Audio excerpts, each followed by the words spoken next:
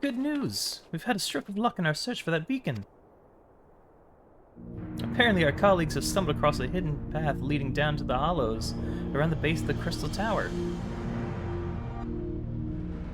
A path I doubt we'd have found if the Ironworks and the Suns not added their numbers to the party.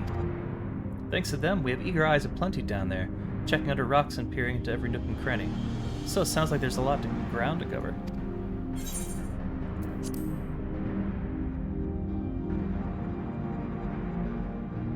My thoughts exactly. The sooner we find this beacon, the sooner you can travel to wherever it is this mysterious voice is coming from. And the sooner we can work out how to help our friends. We have to find a way to wake them up, and before the Empire comes calling again. Meaning we have no time to lose.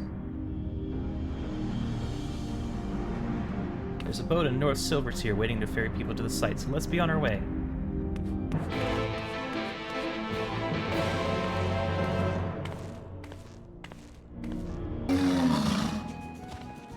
Heading to the survey site, madam. It's on the eastern shore of the lake. The swiftest way to get there is by boat.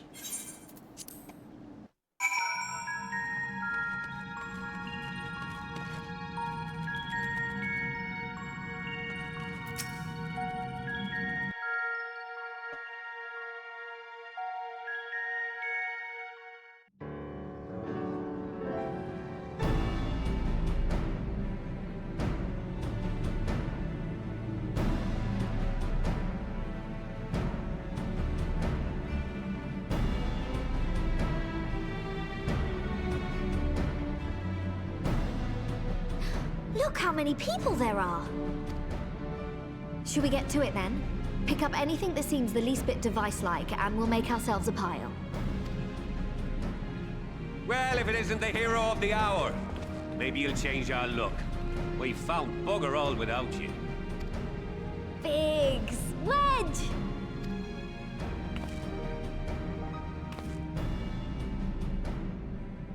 Aye, aye. Well, we could hardly say no to a call for aid from the Scions. Jesse called it the chief of some other business, so we'll be working twice as hard to make up for his not being here. Thrice as hard, even. Thank you, both of you. I'm sure we'll find that beacon in no time.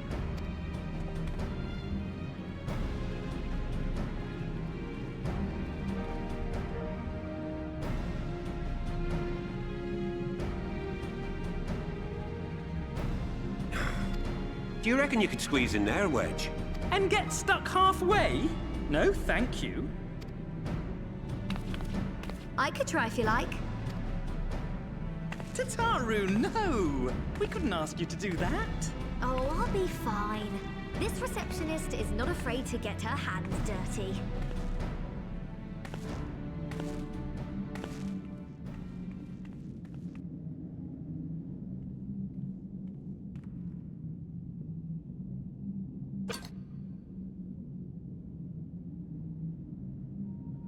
Sorry, I meant to say, the scholars haven't finished their preliminary assessment of the site yet, so we're not supposed to venture too far in.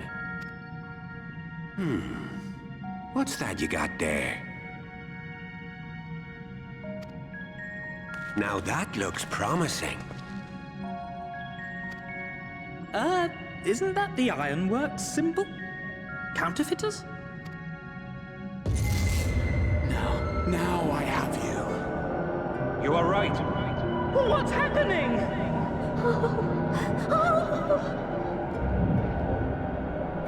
Stay with me. Focus on my voice. Let expanse contract. Eon become instant. Wait, this must be it. The device. Oh, this is supposed to happen. Throw wide the gates that we may pass. Safe journey, warrior of light. Find our friends and bring them home.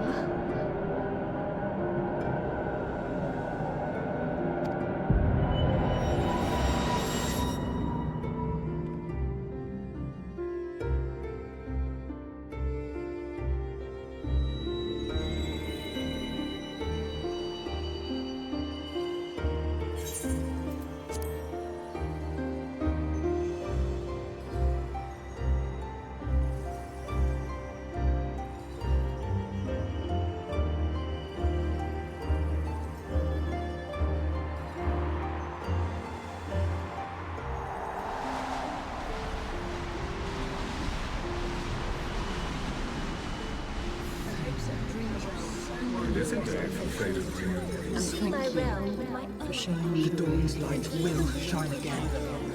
Oh, do not look at me so. You're slaves to a tyrant!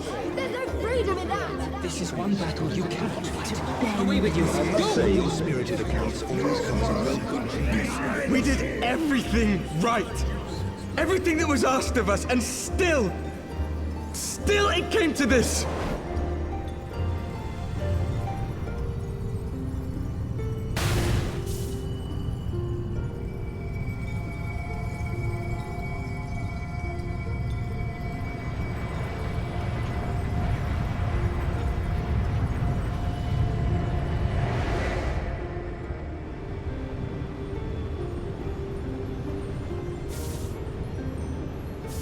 Your time has not yet come.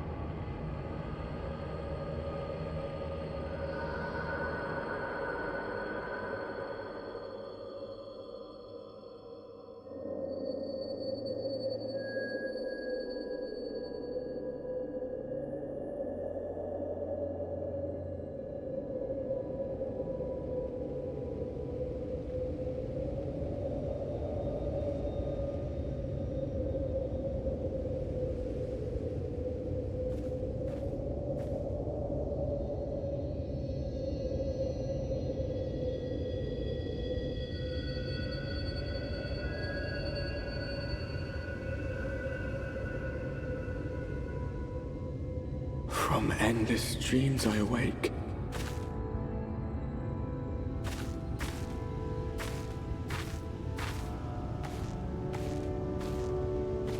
Something vague, yet urgent, calls me to action once more.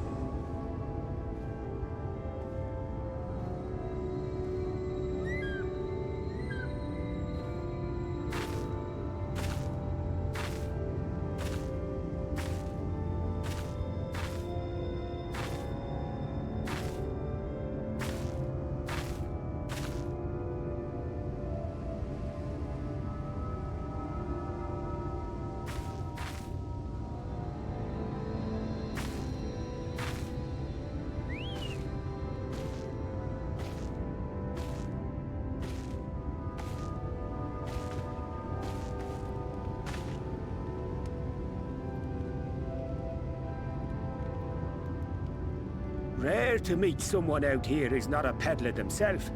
What brings you into the wilds this time of night?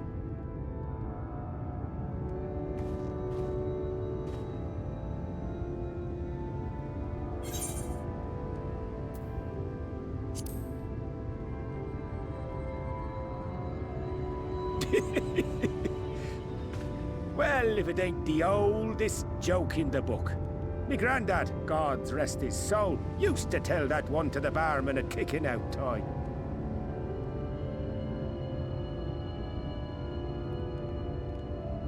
And when, pray tell, did we last have a dark night? You rotten old drunk, you, he'd reply. Yeah.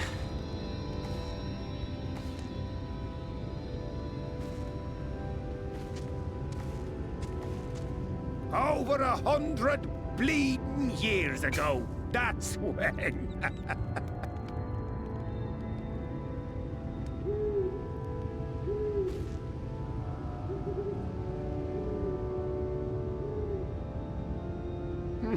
You got that look down to a T.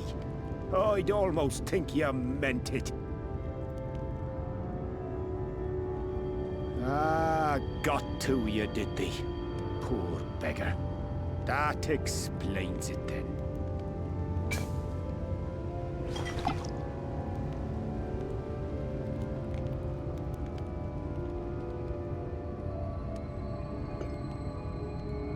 Well, I've roads to travel and wares to sell, but you best hurry along to the town nearby.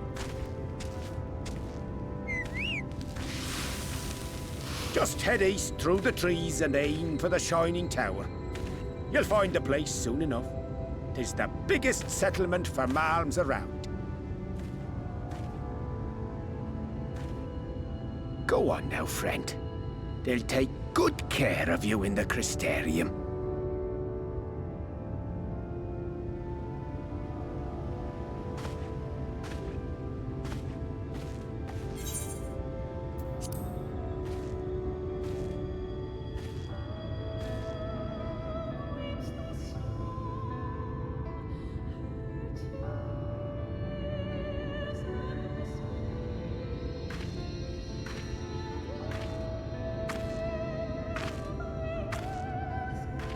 Dizzying heights it rises, the gleaming spire. Its tip threatening to pierce the blinding canopy. There, it will all begin anew. Between dark and light, the pure and the corrupt. The one true struggle.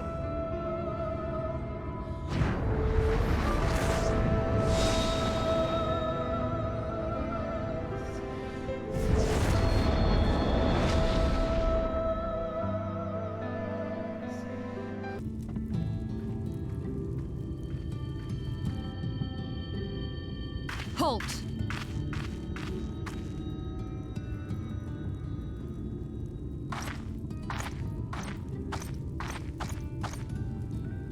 Every face in this city I know. Yours, I do not.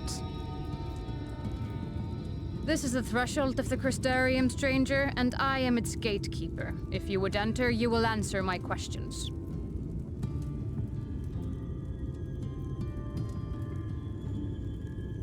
From where do you hail?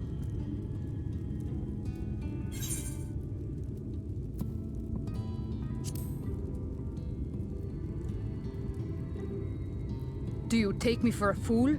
No such place exists. Had you given me an honest answer, I would not have barred your way. We care little here for a person's place of origin. But instead, you chose concealment. And I will not suffer you to pass.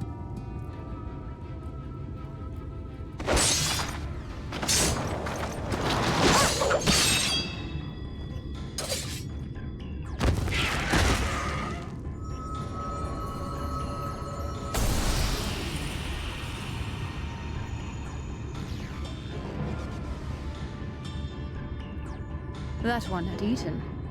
It must have gulped down the whole hand, ring and all.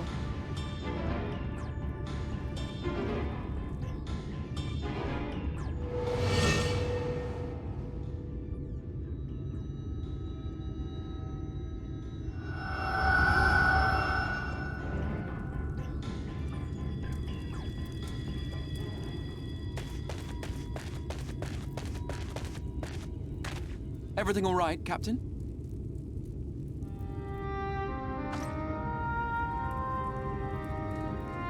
Quite all right, my lord. Just a stray sin eater, and a weak one at that. I see. Weak or not, we should be on the lookout for more.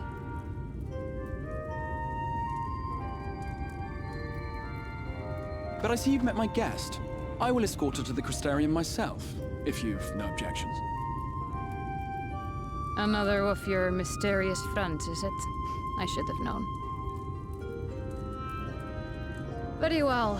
I'll inform the others your guest is to be given the run of the city.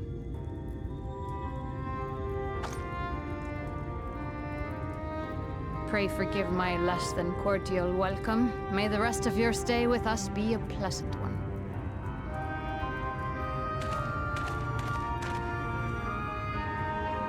Come with me. I will answer whatever questions you have when we're somewhere more private.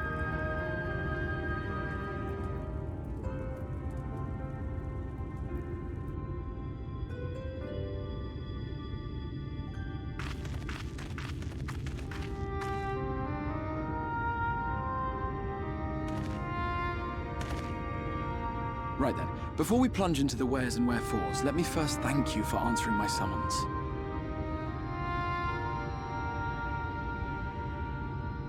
I had intended to bring you directly to my personal quarters, but I fear my aim was slightly off.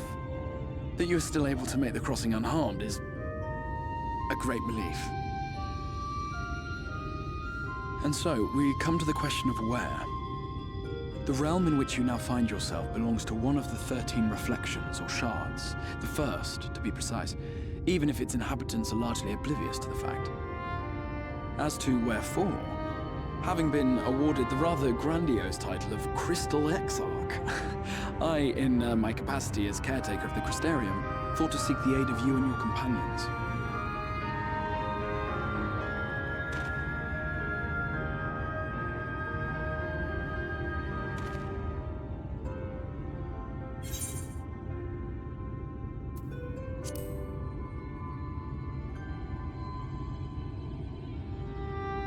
That is a question with no simple answer. But all shall be explained in due course, I promise you. Let us begin with the glaring skies up above.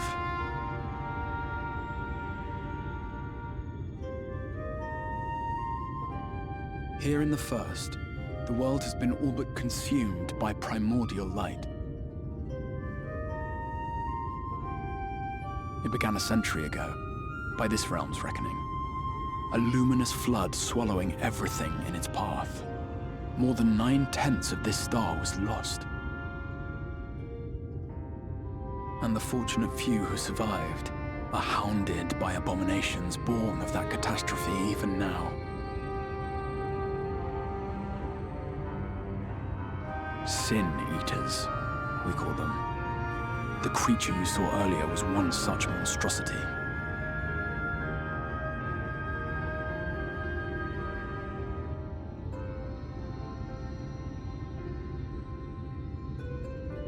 It was to save the first from this menace that I learned to bridge the rift between worlds.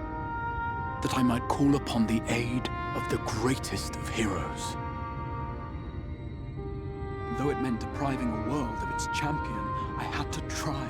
For in saving the first, you would bring salvation to the source as well.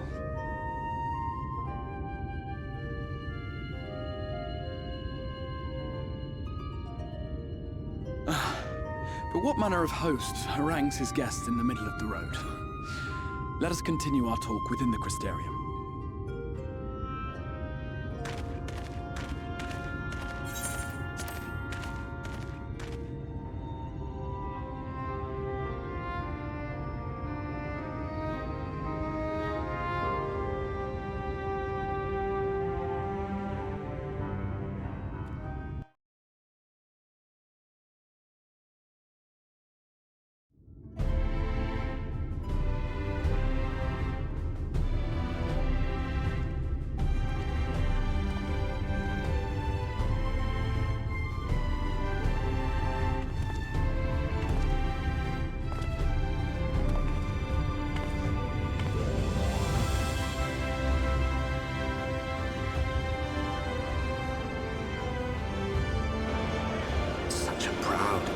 City.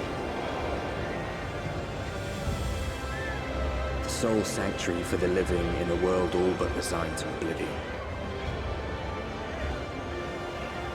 Each stone was laid with hope. The town itself a symbol, a monument to defiance in the face of death.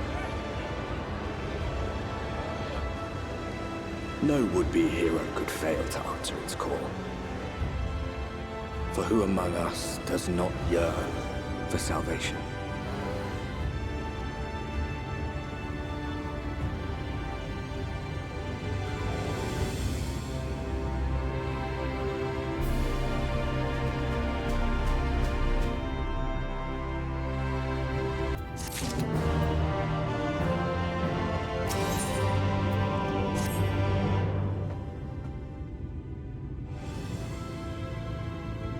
Now, a full and frank discussion in the privacy of my study would seem to be in order. But I think our conversation would be more meaningful were you first to gain a firmer grasp of the situation here. To that end, I would like you to visit a few of the Crystarium's civic leaders and glean something of this world and its predicament.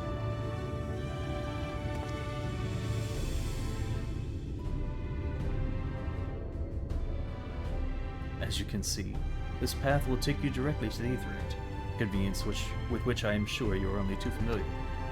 Being the rightful object of my summoning spell, you should in theory be able to reach all the way back along your etheric trail and find a connection in the source, believe it or not. I strongly suggest you complete this attunement before venturing any further.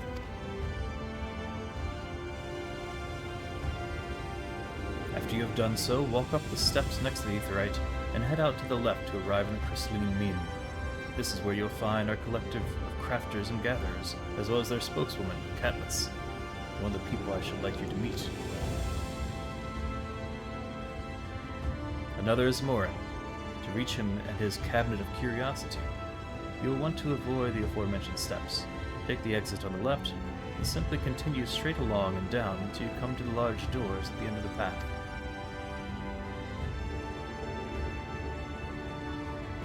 The third and final person I should like you to meet is Bragi, a man in charge of trade and distribution. He is to be found in the markets, which you can access from the opposite side of the Aetherite Plaza. In seeking out each of my colleagues, you will visit the major districts of the city, and hopefully gain a feel for the place. I trust my directions were simple enough.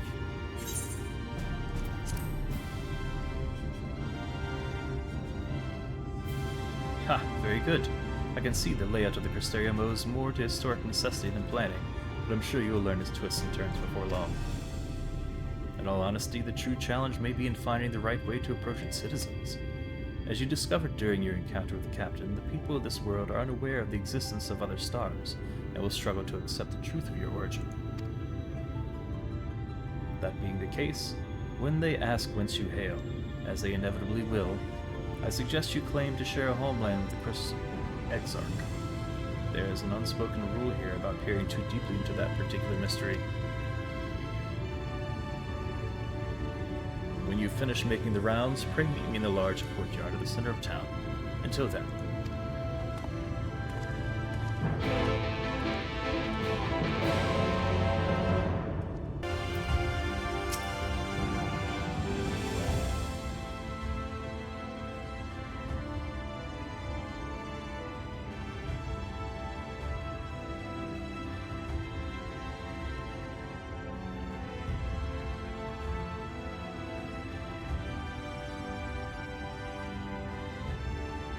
New to the city, friend? The spinning head and wide eyes give you away. Welcome. My name is Bragi, and I'm the master of these markets. They gave the district another official title, but I'm not in the habit of using it, too floored by half. In any case, Emergent stock a range of equipment for Dran such as yourself, so finding something in your size shouldn't be a problem.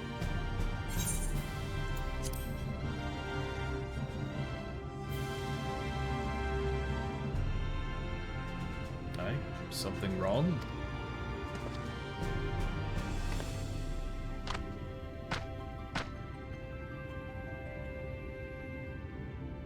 Let's see if we can straighten this out. See those two in front of us? The shorter one is a human, and the taller one is an elf. That sturdy individual over there is a Gadget, whilst the one with the horns is a Dran, like you. And then you have the large, scaly chaps with long tails and a knack for raising livestock. Those would be the Zun.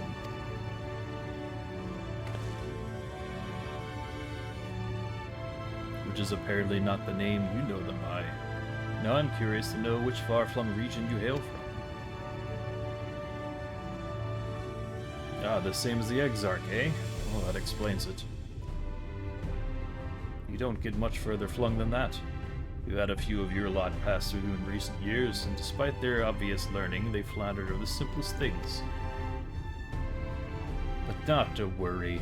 Should you find yourself confused by the local language or customs, I'll be here to answer your questions. The exchange with Bragi has taught you about the peoples of the First.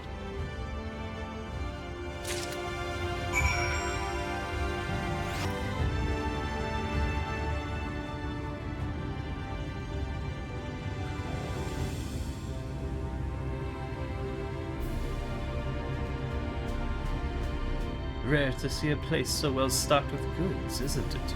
But not here. I'm going to guess you're new to our fair city. Well, for what it's worth, you've chosen a fine sanctuary. The Exarch can throw up a barrier if the Sin Eaters come knocking, so it's a damn sight safer in here than it is out there. Safer and more civilized, too, thanks to us and the mean. We work together to procure materials and resources, and craft the goods which make city life impossible. This is the place to visit if you need a coat mended or a kettle forged. Just don't go thinking it'll all be handed to you on a plate like those Umoran layabouts. Here in the Crystarium, we work for a living.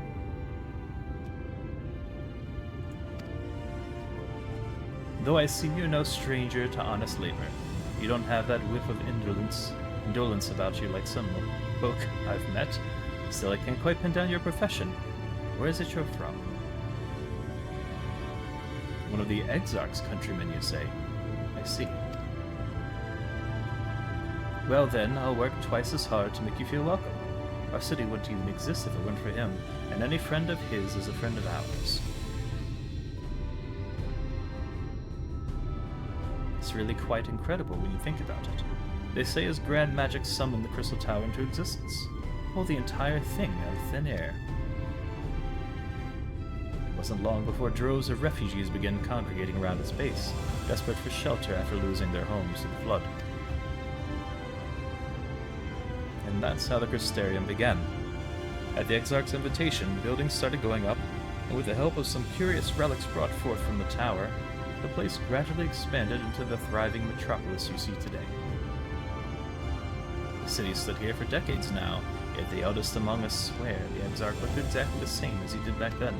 He's indeed a man of many mysteries, but for all his secrecy, he has never yet let us down. So if he and you wish to remain silent about your shared homeland, then folk here will respect your wish for privacy. I am, however, more than a little curious to see any crafting talent you might be hiding. If you've ought to contribute on that front, be sure to come back and visit once you've had a chance to settle in. Just ask for Catalyst, and I'll find you a niche here in the Crystalline Mean. You can help us keep the cogs of the city greased and turning. The exchange with Catalyst has taught you about life in Crystarium.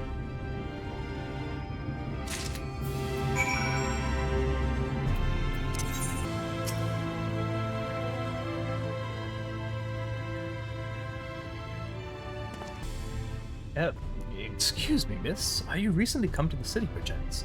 I'm quite familiar with our civic rules, you see, and, well...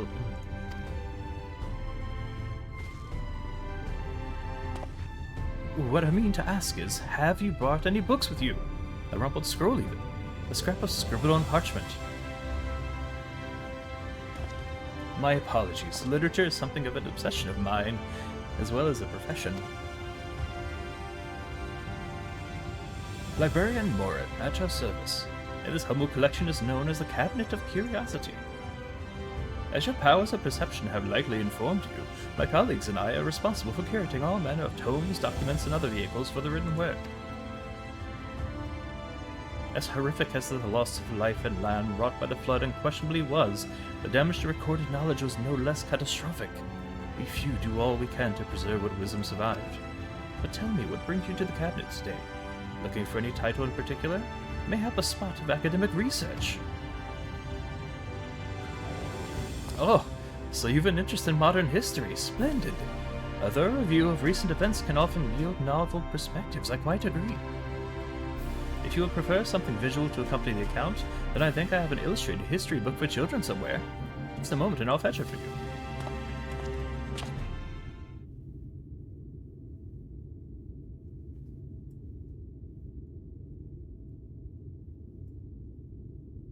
And here we are. Would you like to pull up a chair? Make yourself more comfortable. On with the lesson, then.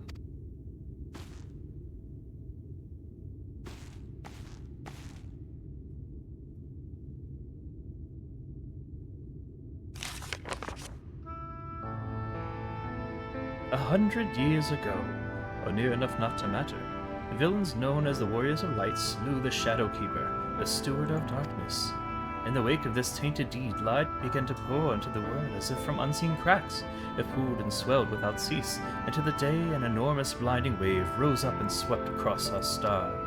We called this calamity the Flood of Light.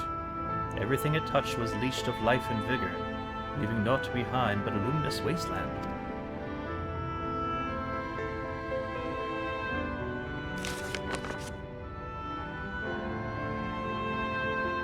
Yet just when it seemed that all would be lost, a savior appeared before us, the Oracle of Light. She stood twixt us and approaching doom, and by her power did she stay the flood. Thus was Norvrandt, and Norvrandt alone, spared the fate of erasure.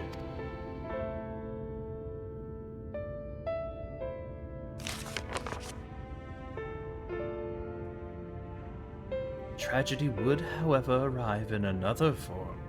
From the blasted emptiness descended horrors of strange and terrible aspect to bedevil the few folk who survived. These sin-eaters were light incarnate, and their fulgent presence stole the night from Norvrandt's sky. Even now, they circle the remaining bastions of civilization, ever on the hunt for us, ever hungering for our flesh.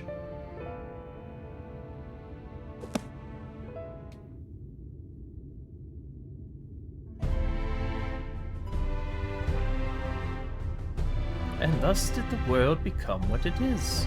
Should you ever wish to hear the tale again, I would be glad to retell it for you. Or if you would rather I speak on other matters, that too would be my pleasure. I should be glad of the company.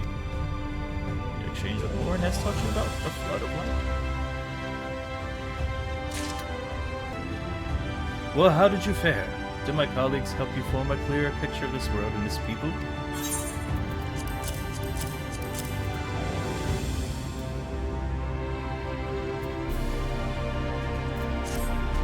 It seems you were treated to a most thorough introduction. I understand it was something of a chore, but it was necessary that you grasp these things before you proceed. As for the Crystal Tower's origin, you may have noted the details are sparse. The structure is, in fact, the self-same one you know from the source, transported to the first in its entirety. It was my first attempt at breaching the boundaries between worlds, something of a trial run for your eventual crossing. Although I do not know which era I tore from, I do know that its arrival served to set the wheels of fate in motion.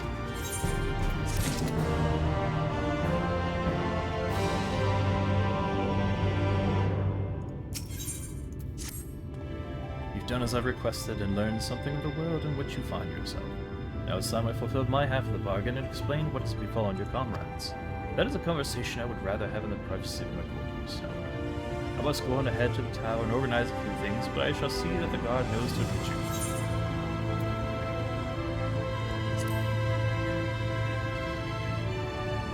Well, yes, of course. It can be open and closed just like any other. Does that seem strange to you?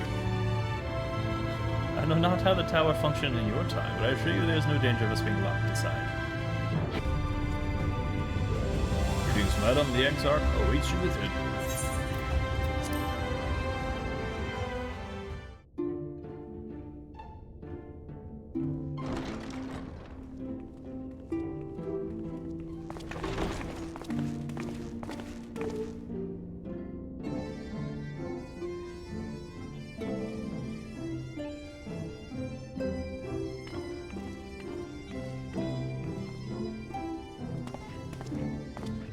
Welcome to the Ocular, my private study.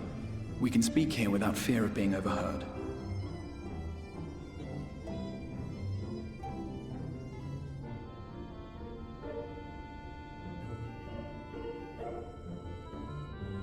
I have much to explain, but the truths which I must touch upon in doing so would cause only distress and confusion to the people of this world. Pray keep that in mind. Now, I am sure you are desperate to know the fate of your fellow scions. To put it simply, they are here in the First. Their arrival, however, was not as recent as you may imagine. Here, time flows at a different pace from that of the Source. In the space of a single hour in your home world, an entire year might pass in the First, and the reverse could also be true. The pace fluctuates without rhyme or reason, and it cannot be predicted. That said, we seem to be entering a period of near equivalence, and thus, for the moment, you need not overly concern yourself with the passage of time. As for your companions, however, Y'shtola and Urianger have dwelled here for 3 winters, all told, while Thancred's count stands at 5. Even our more recent arrivals, Alphinaud and Alizé, have lived in the first for almost a year.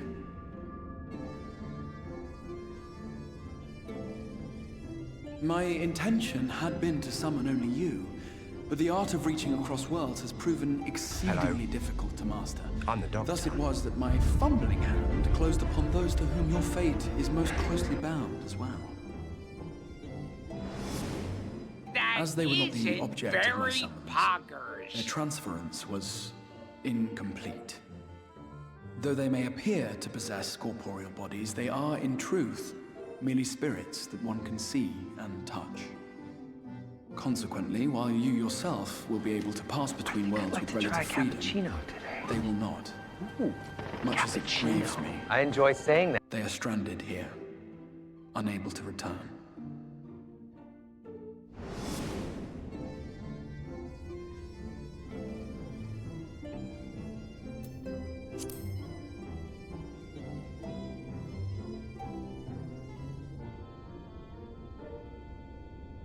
We spent every waking hour searching for a way to reverse the summoning. In the beginning, at least. As you may have surmised, however, our efforts met with little success. And then we all but abandoned the endeavor once Urianger shared with us the vision he had witnessed during his journey through the rift. In that chaotic no-man's land between realms, time and space warp and blend in unexpected ways.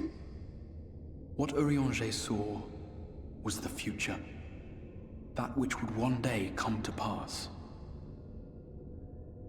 In his vision of tomorrow, the first was rejoined with the source. This collision of worlds brought about the 8th umbral calamity and the deaths of countless multitudes. Amongst those who perished, Urianger clearly saw the fall of the Scion's mightiest champion. He watched you die.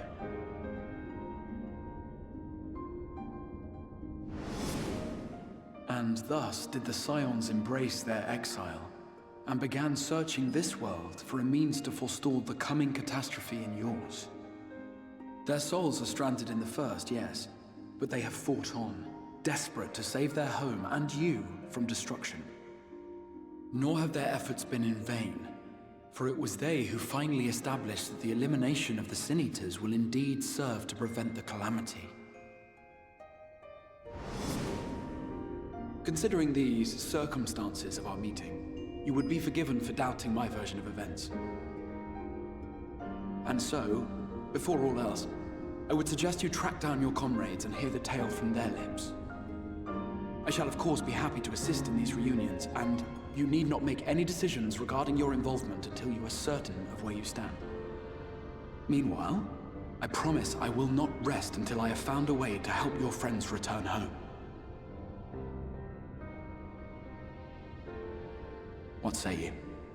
Have I earned your trust for the moment, at least?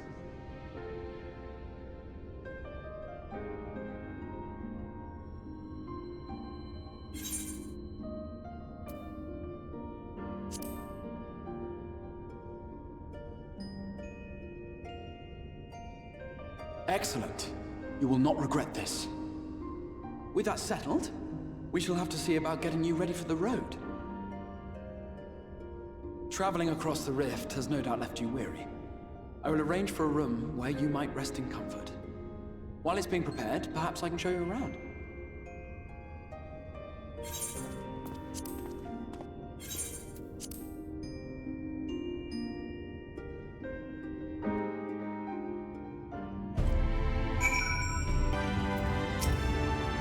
Stadium boasts a number of residential districts, but I have been informed that their room has just been available at the entrance, which as it turns out is perfect. Rather, it would take us past the markets, and I was hoping to give you my own introduction to their wares. Come along.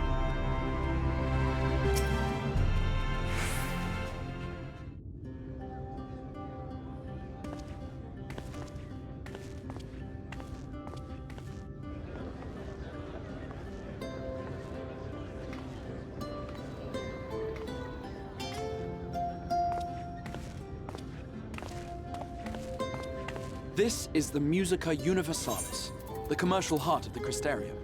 What you might need to prepare for your journeys can be purchased here.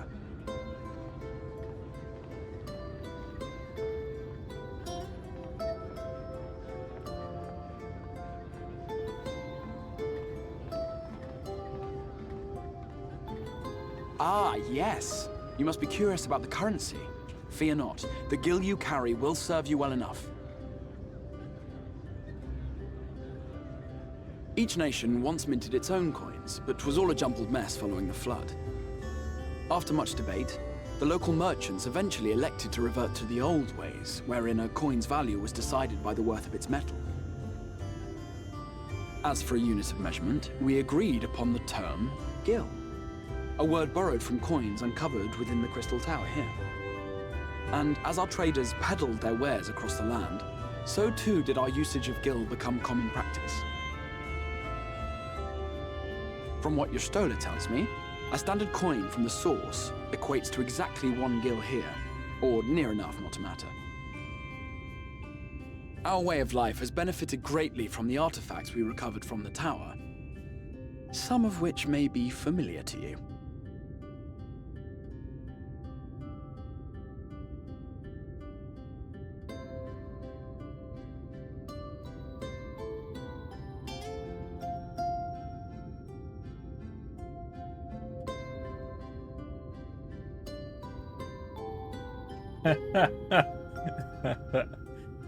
That's funny.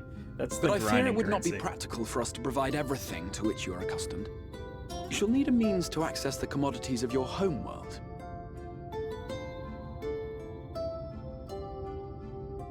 Avan Kerm Sin? Yes, I'm here. Of course I'm here. What amusements do you have for me today?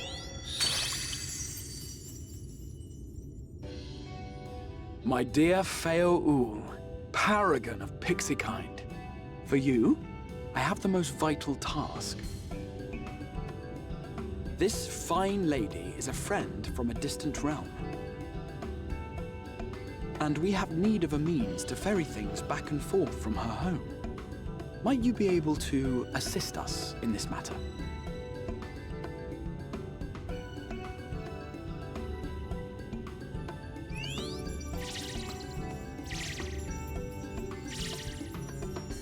You came from beyond, didn't you? From beyond the rift? How wonderfully exciting! What a brave and reckless and marvelous thing you did! You've the heart of a pixie, you do. After careful consideration, I have decided to grant you my assistance. Make a pact with me and the fun can begin. No. I don't But want to do answer that. me this, traveler. Did your garments come with you when you crossed over? Your teeth? Your nails?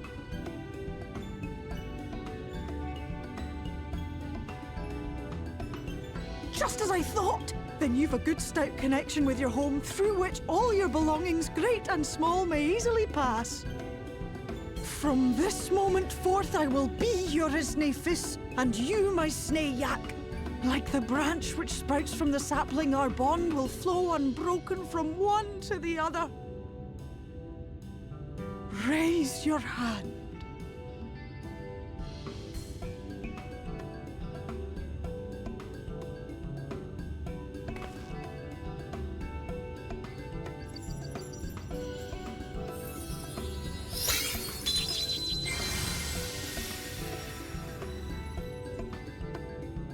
Tis done. We are bound now, dearest sapling. Come then. Make your request. Tell me your desire. I wish to visit this world of yours. Mayhap her message to your friends in the source to inform them of your safe arrival.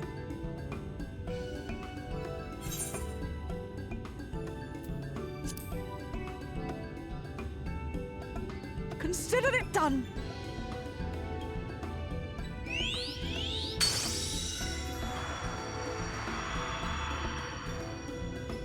As you heard, that was Feo Ul of the Pixies. Their kind possess an affinity for magic akin to that of arcane beings. They rarely show themselves in populated areas, but Feo is insatiably curious even by Pixie standards, and seems to have taken a liking to the Crystarium. Right. We were going to organize a room for you, weren't we? Come along.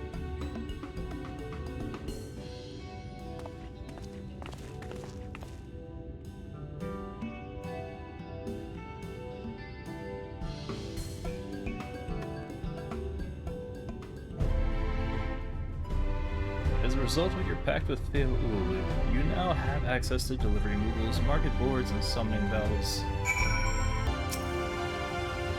Ah, there you are. I was just finalizing the matter of your accommodation. You have a private room here that depends on the duration of your stay. Make use of as you see fit. When you're ready to retire, the manager will show you to your lodgings. Pray rest and recuperate, and we shall reconvene at Amphirola and Rome. I believe that covers all the practical concerns.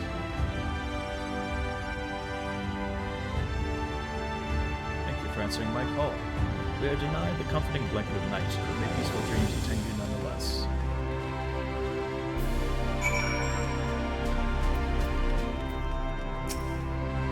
Pleasure to meet you, miss, and welcome to your new home at the Pendants. Your room is ready when you're here to retire.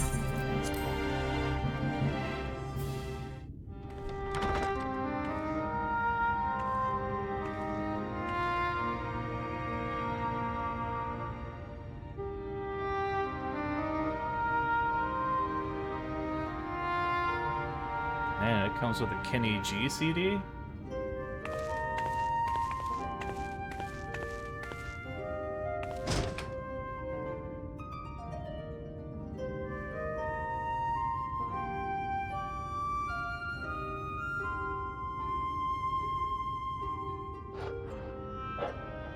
You.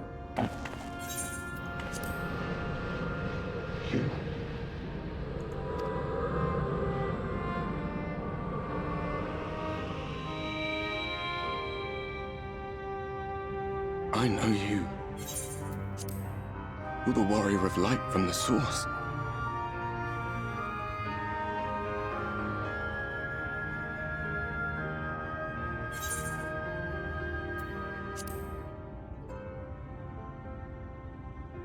What?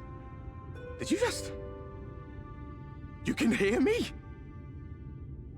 Oh, gods, how long has it been?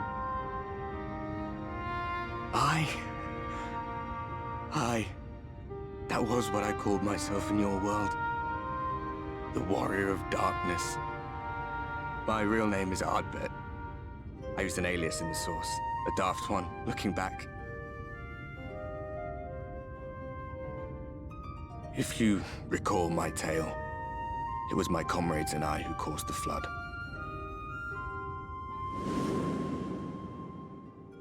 We thought our home doomed.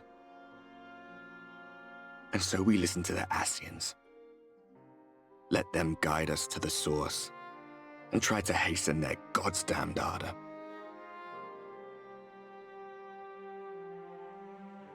I remember when we fell, defeated by you and yours. I remember our audience with Minfilia, how she listened to our pleas and returned our souls to the First.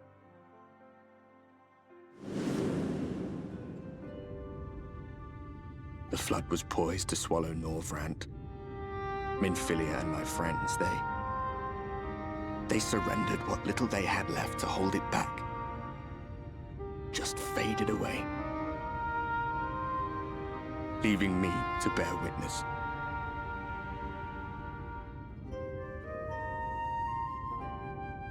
Tell me, do you know the year? How much time has passed since we caused the flood?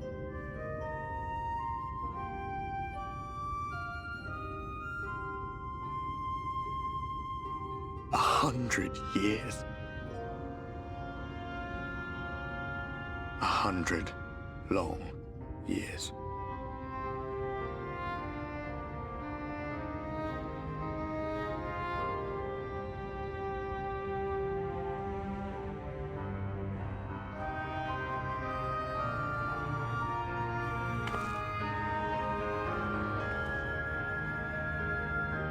My hands find no purchase.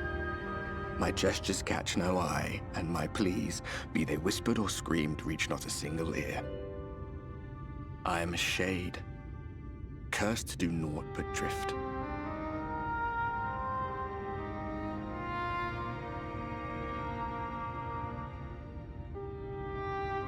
I feel as if I've been walking forever.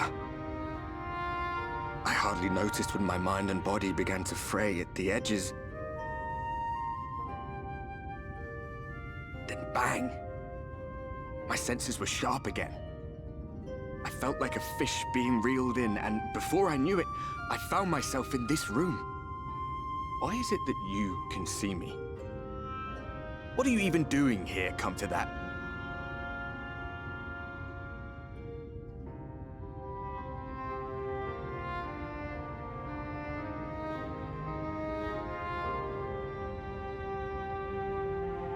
You were summoned to save the First. A waste of time. This world is beyond saving, like those who try to save it. Muddled as my mind may be, I've not forgotten that.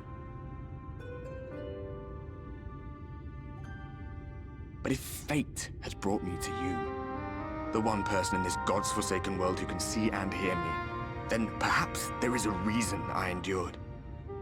If I can find out why I was left behind, then maybe I can bring this journey of mine to an end.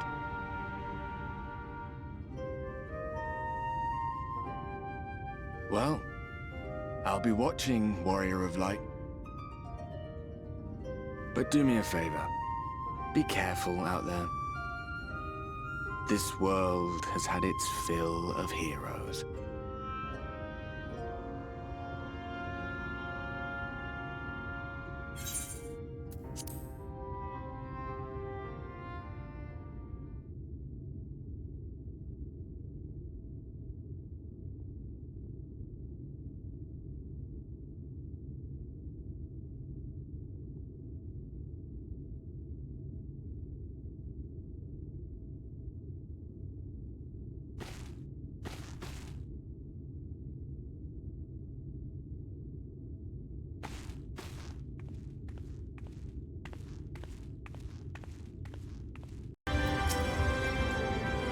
When the exact which was it.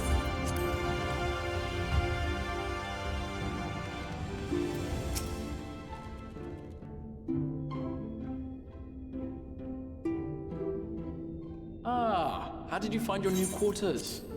I trust you were able to rest.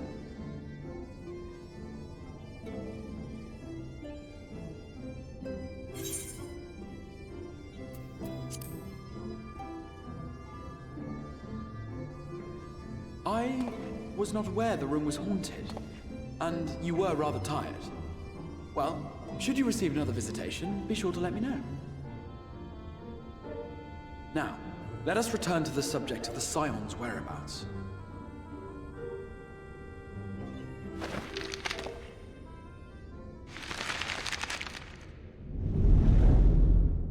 This map shows the lands of Norvrandt, the only area to be spared the flood of light. The Crystarium is here, in the region known as Lakeland.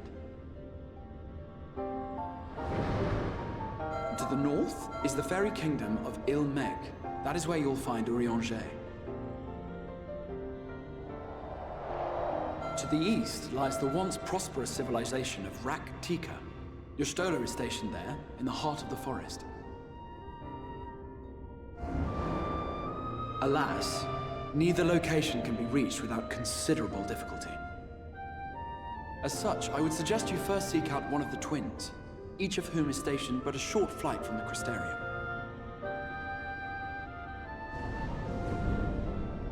Alphinaud is on Calusia, an island off the western shore. It is home to a city called Yulmore, where the rich and privileged while away their days in idleness. For his part in furthering our cause, Alphinaud journeyed there to meet with the citizenry and forge alliances. From what I hear, he has since kept himself busy gathering information around the main settlement. Alizé, meanwhile, traveled south to the arid wastes of Armareng. They lie upon the very edge of the inhabitable world, where the flood of light was halted. Those who dwell there live in constant fear of attack by the Sin Eaters. In contrast to her brother, Alizé felt that her energies would better be spent learning about the enemy, and thus she sells her services as a guard, both to hone her skills and gather information on our foe.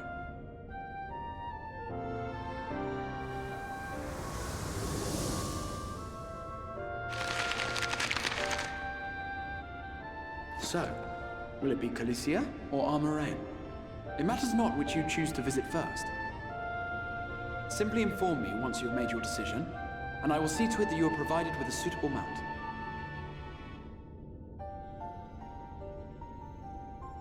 Ah, but you must be wondering about Thancred. He has taken up with a new companion, and is presently engaged as a wandering hunter of sin-eaters. Being ever on the move, his whereabouts are often difficult to ascertain, but I am certain your paths will cross ere long.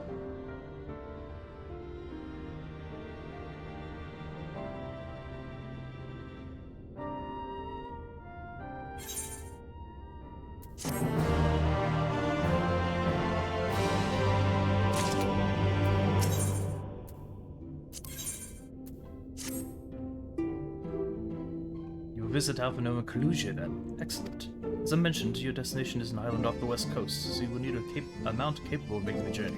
Here is a letter of introduction, presented to Zim Jemai, the master of beasts at Temenos Rookery, and he will take care of you. When you see Alphinaud, be sure to pass all my warmest regards.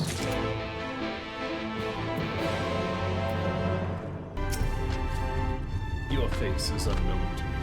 What business have you in my rookery?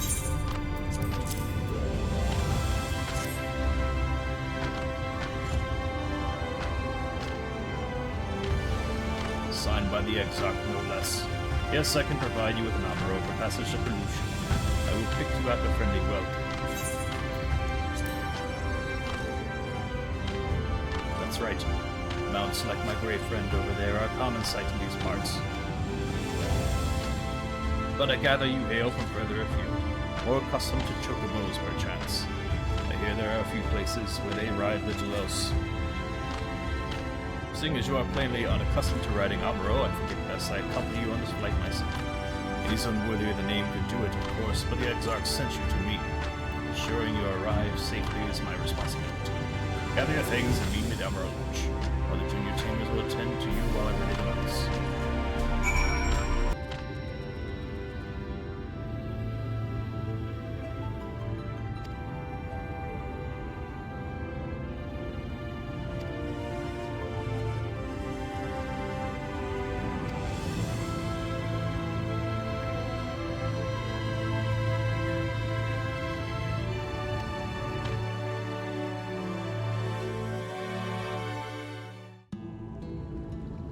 The whistling breeze, mute.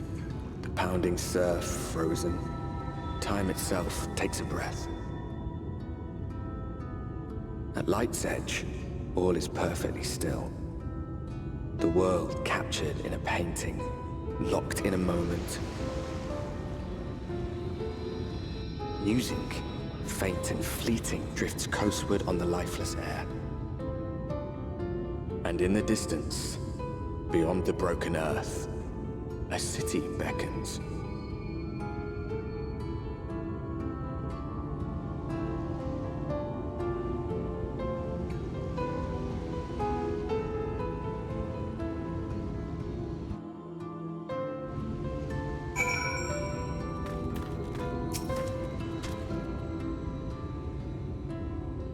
We are arrived. This is Cracked Shell Beach, on the eastern coast of Kalusia. You should be safe here for the present. Compared to the mainland, sin-eater attacks are far less prevalent, and the native beasts are not any more dangerous than elsewhere. It is the people you should be wary of.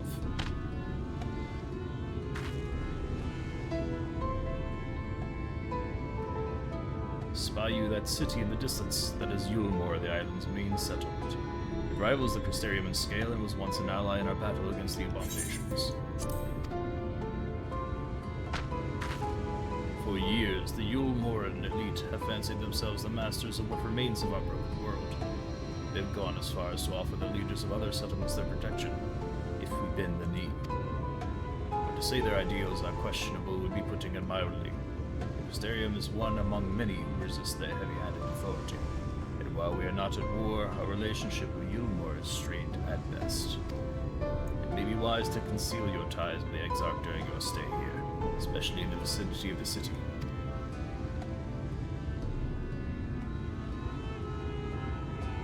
I am glad we understand each other. Now the Exarch has instructed me to divulge a secret that should make finding your friend a good deal easier. Listen closely.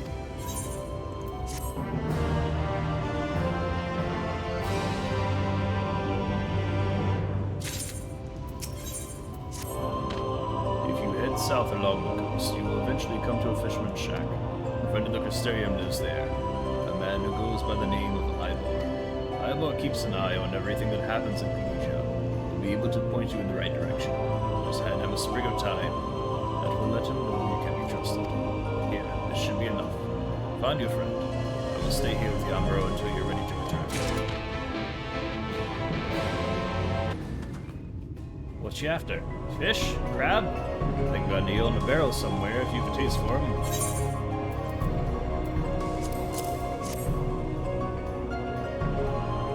Ooh, I do love a bit of thyme.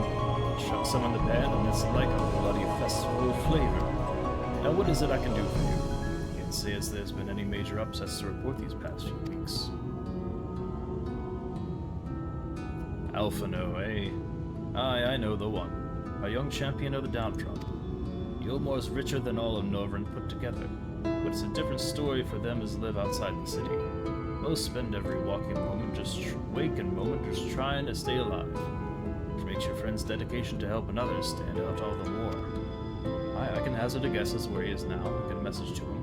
But you'll need somewhere quiet to meet, away from prying eyes. Make for Stilltide. That's the fishing village just up the path there. You're looking for a rundown excuse for a tavern the locals call the Leaky Keel. Wait there, and I'll see that Alphinaud joins you.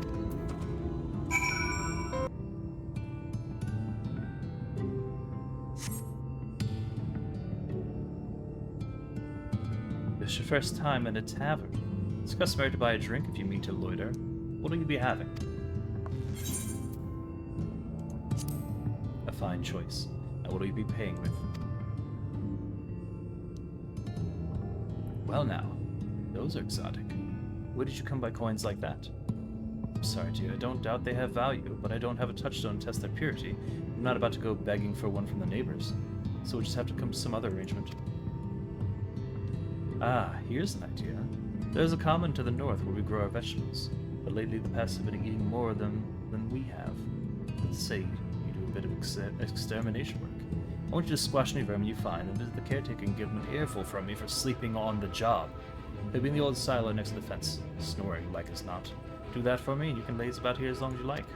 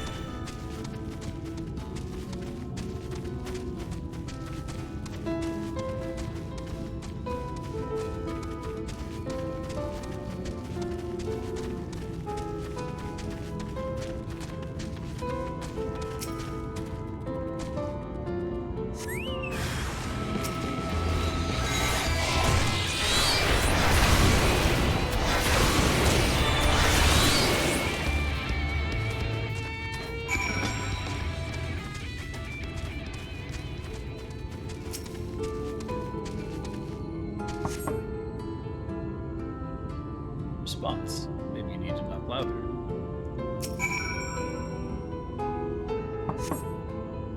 No response. Perhaps the occupant is hard of hearing.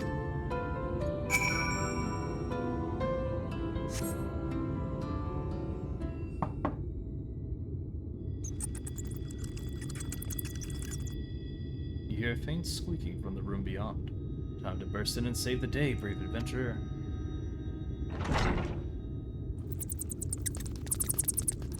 No one is home, and judging by the lack of furniture, they haven't been for some time. The gnawed scraps of vegetables on the floor suggest rats have taken up residence in their absence.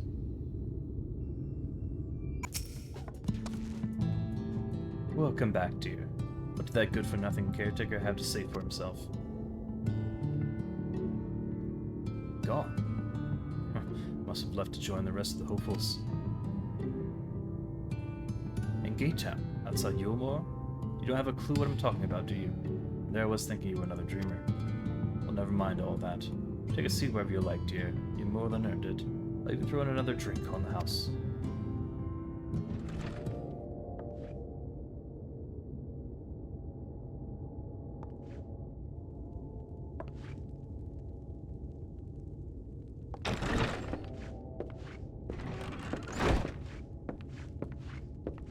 And how is business today, Mistress Theva?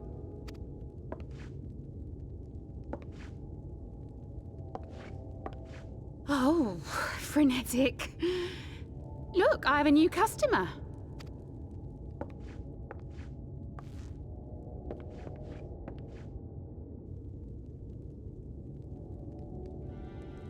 Tis good to see you, my friend.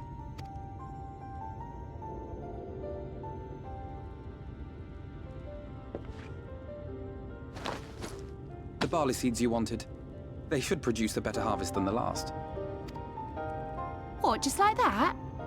Oh, Alphinaud, you really are a dear.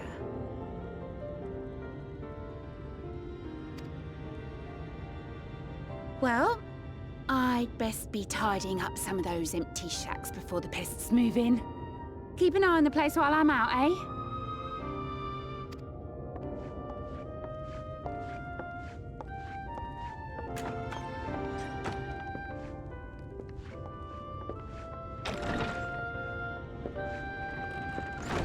It seems an age since last we spoke. Not since the prisoner exchange in Doma. And Yotsu. It has been even longer for me, of course, if you count the days I've spent here. But the time has only added to the relief I feel seeing you safe and well.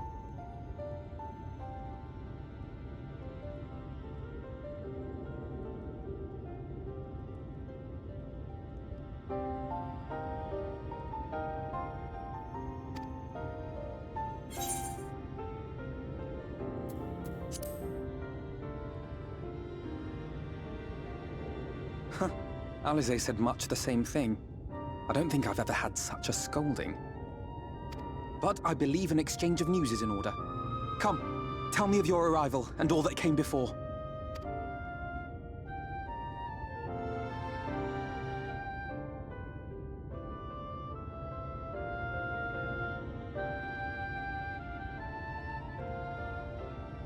I see. Both the Exarch and Alize told me what they knew of events, but I had stubbornly clung on to the hope that all-out war might yet be avoidable. And poor Tataru. She must be sick with worry. We must endeavor to return as soon as we may.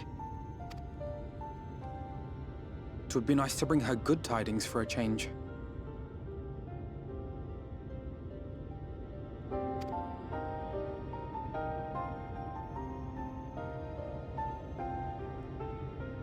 But before we bid this world farewell, we must first ensure that it is not rejoined to the source. We must prevent the 8th Umbral calamity. Urianger's vision of the future has, I fear, every chance of coming true. By his description, the catalyst for the calamity was a formless and deadly weapon employed by the Garlean Empire.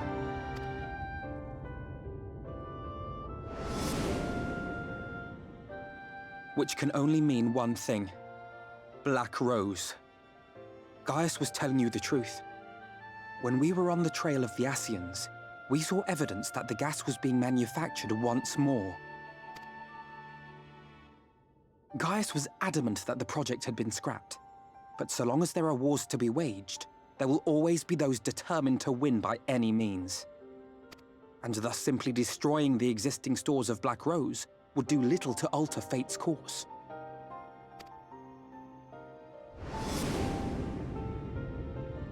In that sense, our involuntary journey here to the First was something of a boon.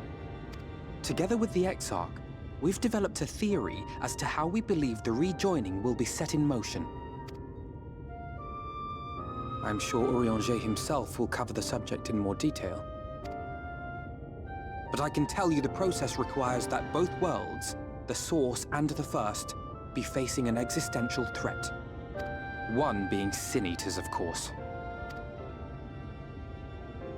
They are a menace that I would dearly love to remove, and not just to avert a calamity. I may be a stranger to this world, but I will not stand idly by and let innocent people be slaughtered. That is what brought me to the gates of Yulmore. Ignoring its pretensions as a kind of capital city to what remains of the world, it is nonetheless a center of power and authority. If any solutions are to be found, I believe our search should begin there. What say you, old friend? Hungry for another adventure?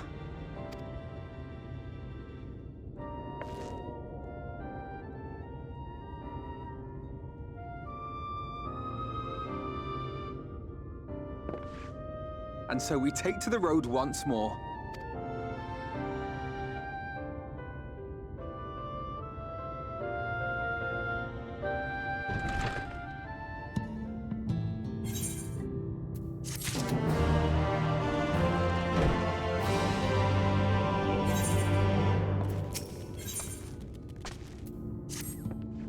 Assuming you had no objections, let us make our way directly to the city outskirts. If we time our arrival just right, you may be lucky enough to see why I have yet to set foot in Yulmore, despite my best efforts to do so. Come, from here we must head west, and then cross a small bridge. West. Pelusia seems peaceful, does it not? Almost familiar. I had a similar impression of the Crystarium. Even in this distant world, people are much the same. To think that whatever calamity struck the source, a reflection such as this one, with all its culture and history, was being erased from existence. No! Get away from me! Over there! Quickly, someone's in trouble.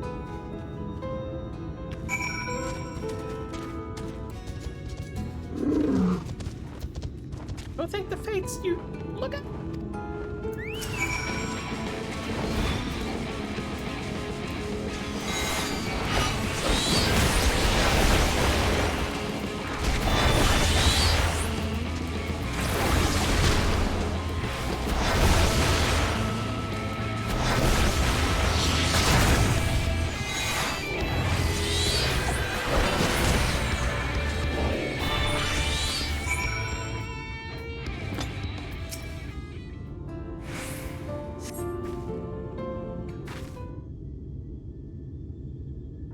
My poor heart. Thank you, young miss. Ah, there you are. In my haste, I lost my bearings. But I see you have the situation well in hand. Fine work. Are you all right, madam? Just a few bruises from where I fell. Nothing compared to what was in store for me before this brave soul came to my rescue. I honestly thought I was done for. My feet are not as swift as they once were, and I knew there was no one left to hear me scream. Not that I let it stop me. I should probably leave my old house behind and queue up outside Yulmore with the rest of them. Doubt those fancy lords and ladies would welcome an old crone like me. Still, even a shack near the gate has to be safer than staying here. One would hope. Either way, I suggest you avoid wandering alone, lest you make the senator's task any easier. Thank you again. You saved my life. Now I'm sure a strapping lass like you has little to fear, but I wouldn't linger long in this place. There's naught to be had here but cobwebs and memories.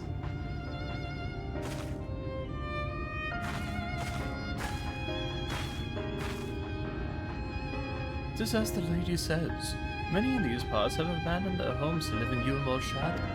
With the senators descend upon this region, there are precious few with the strength to fight them off.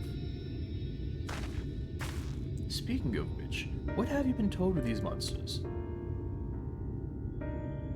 A brief history, then. It was not long after the flood swallowed the better part of the world, and the senators first appeared, some beastly, some beauteous. Yet regardless of their form, all seem incapable of speech, and all are driven by the same insatiable appetite for mortal ether. They are predators, and we are their prey. Galusia suffers from far fewer attacks than most regions, but even so, the list of the senators' victims grows longer by the day. A tragedy without end.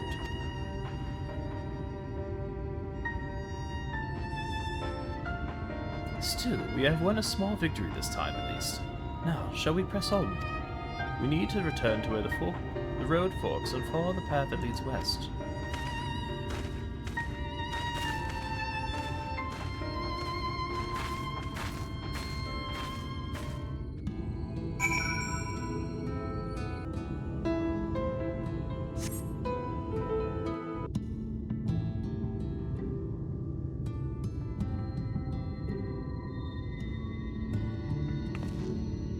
That gate up ahead is known as the Open Arms, and Yulmore itself lies beyond. This, meanwhile, is the aptly named Gate Town, the dwelling place of the many desperate souls who hope to be chosen to live in the city proper.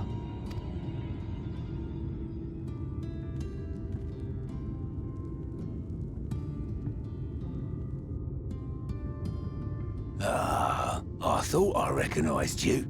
Brought a new friend, eh?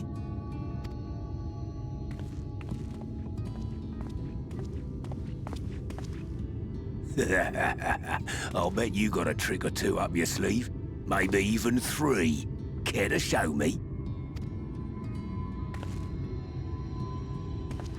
She's not here to compete. Leave her be. What? I was only making conversation.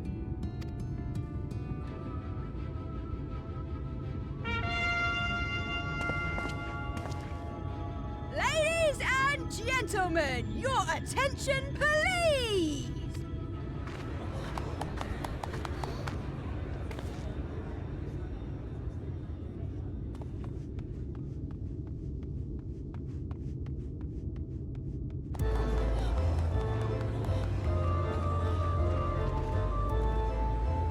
Greetings to our hopeful petitioners, one and all!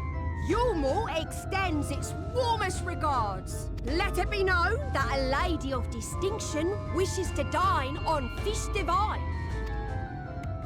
We seek a master culinarian who can guarantee seafood perfection. Dazzle the matron with your delicious dishes, and life in the city will be yours to enjoy, even on days when fish is not on the menu. Who among you will answer the call? Name yourself or another. We might not at all.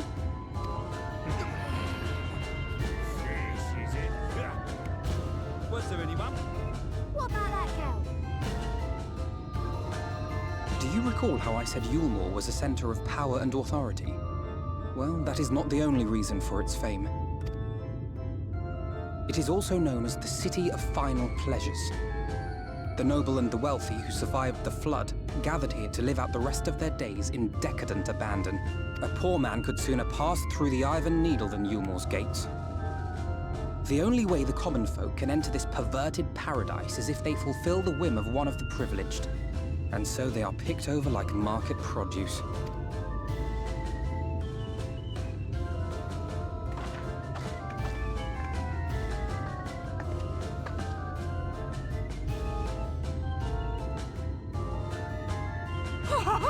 What a catch! We'll not be throwing this one back. Having seen your all too obvious charms, we welcome you with open arms.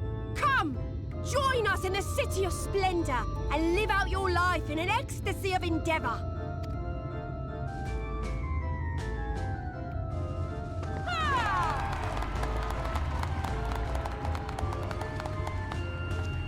Oh, just look at those expectant faces.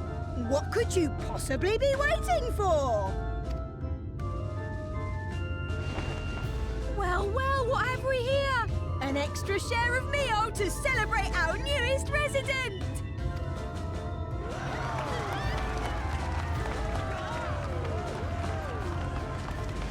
For you! Enjoy! Thank goodness. Meal is a foodstuff which Yulmore routinely doles out to the people of Gate Town, and apparently a staple for its citizens as well. Many here rely on it to survive in these times of scarcity.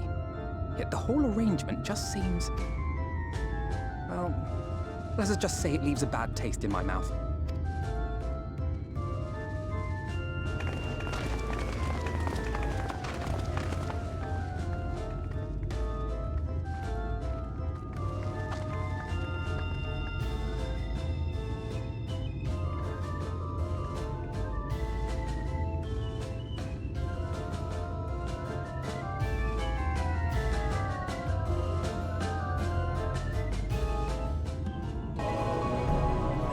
Now you understand why my attempts into the city have thus far come to naught.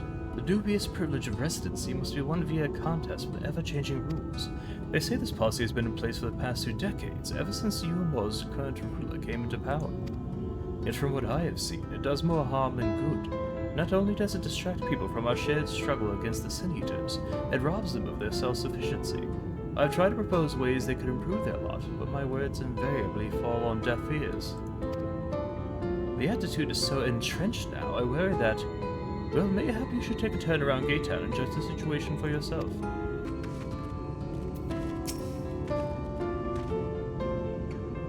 Still here, are you? Can't blame you for wanting a slice of Yulmore's pie. If you ask me, you should ditch that sour-faced brat and make a home for yourself here. Gate Town's not much to look at, aye, but at least it's safe. And the meal is the best thing I've ever tasted. A large pot bubbles over the flame. Pale chalks meal, you realize, float in the otherwise plain broth. Just look at it. Can you imagine what you see? Every day I dream of the life that awaits me inside those walls. How do they ever pick me? You've seen what the Gate Town has to offer? These people can no longer fend for themselves. They become dependent on handouts of meal, and believe Yulmore as the answer to all their woes. Yet no matter how I frame my encouragement, they seem unwilling, nay, unable to conceive any other way of life.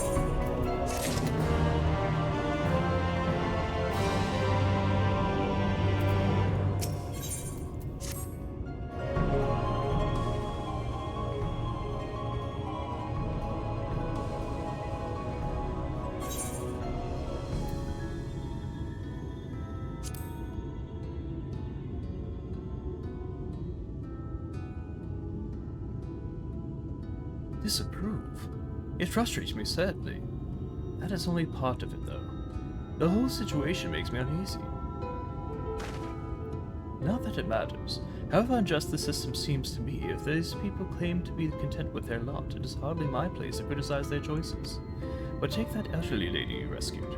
It does not seem that those who have chosen to forego Yulmore's largesse are doomed to suffer for their independence. In the end, they are all but forced to seek refuge in Gate Town. And so hamlets and fields across the island are left empty and untended, hastening the region's descent into ruin. Nay, I am not convinced that Yulmore's generosity truly serves the best interests of Galuja's people.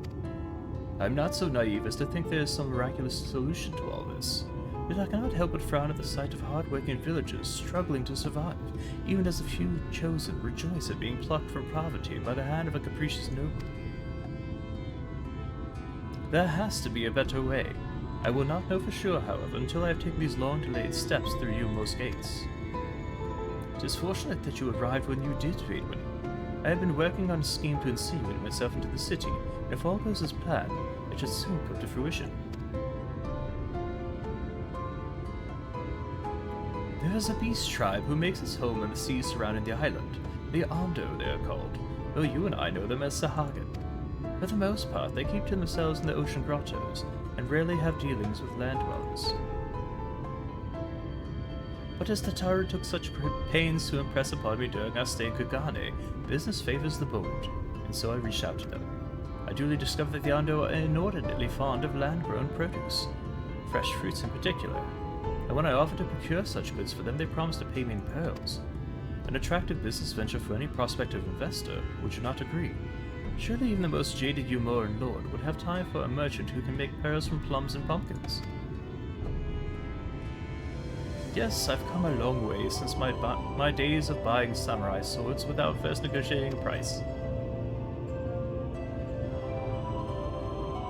My appointment with the Ondo is due and to take place in a few hours.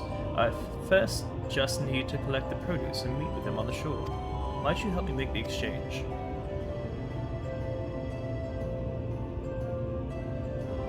Excellent. I should be glad of your company. First things first, then. We must pay a visit to Mushmore, my supplier and right. Come, it is just in the northwest of here.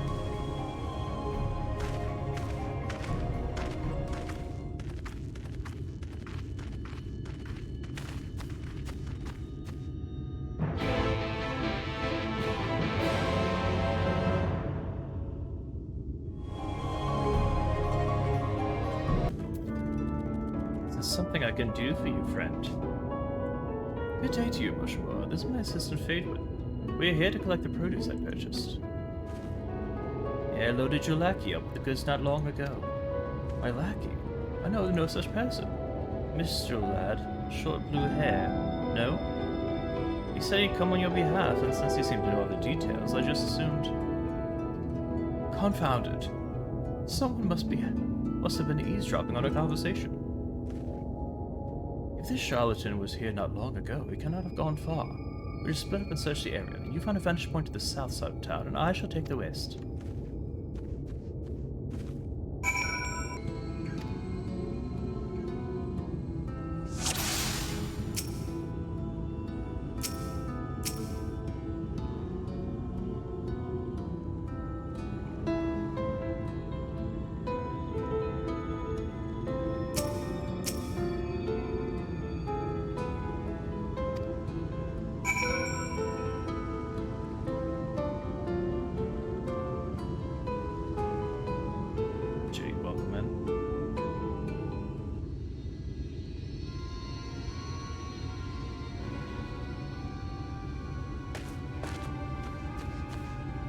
Hey, Whit, any sign of it?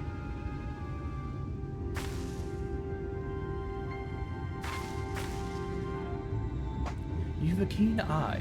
Let us move in before he makes good of his escape.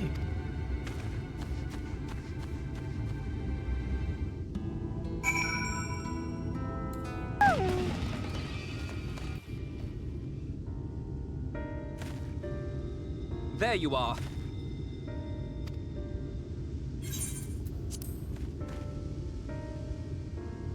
The thief who claims the harvest on my behalf. Hand it over. Well, forgive me. I have to get into the city.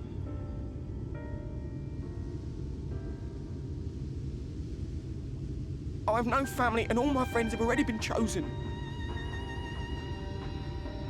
No one here gives a damn about me. When the meal gets handed out, I'm lucky if I get a smell of it. No matter what I do, they won't call out my name. I'm so tired, I'm so bloody hungry. I thought maybe I could steal your idea. Get in that way.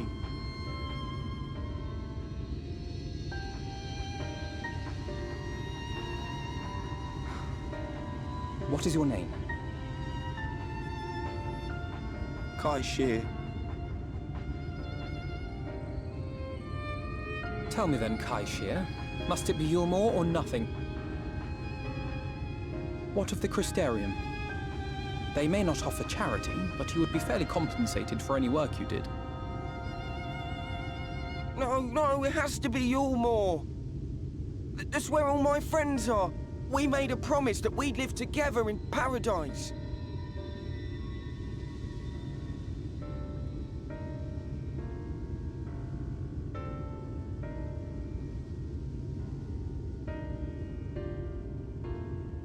I was to make my deal with the Ondo at the Clave. Listen carefully, and I shall tell you my plans for the business, and how best to arouse the Yulmorans' interest. You'll give me your place? Just like that? I'm giving you a chance, nothing more. What comes of it is entirely up to you. I understand. Oh, thank you, thank you!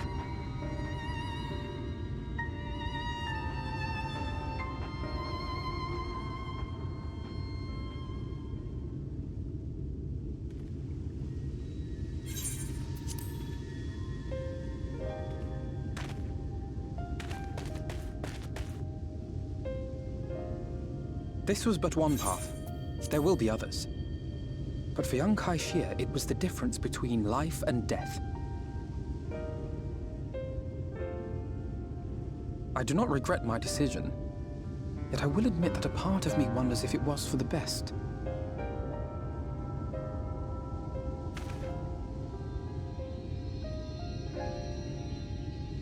We strive to bring swift salvation to this world, that countless lives might be saved, not least your own. Even if it came at the cost of one man, should I have forged on regardless?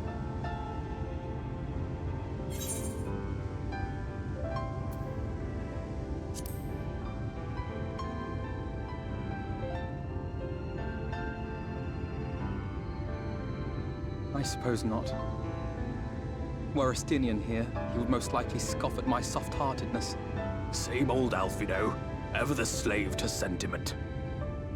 But I thank you for your kind words nonetheless. Let us see to it that both these stories have a happy ending. Shall we return to Wright, then?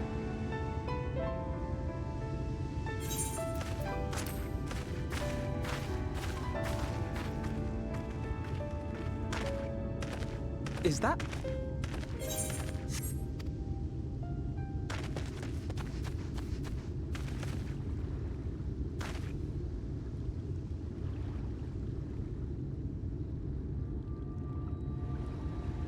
I can't be sure, but I think someone's in trouble.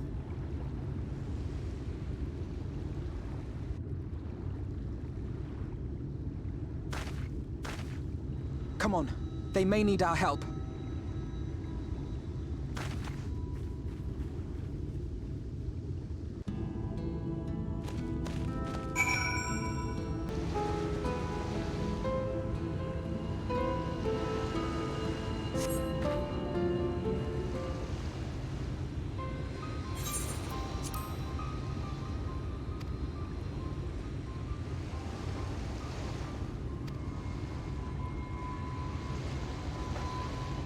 That should take care of the worst of his injuries.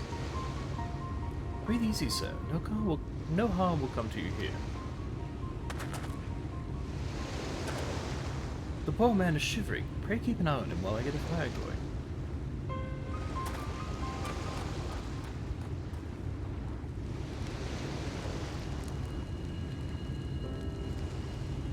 I thought for certain I was dead.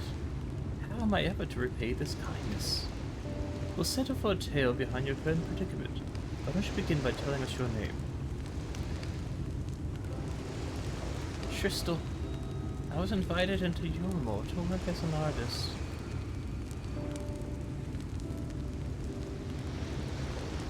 A wealthy couple took me in to paint pictures for them, but when my style proved contrary to their taste, they just as quickly turfed me out onto the street.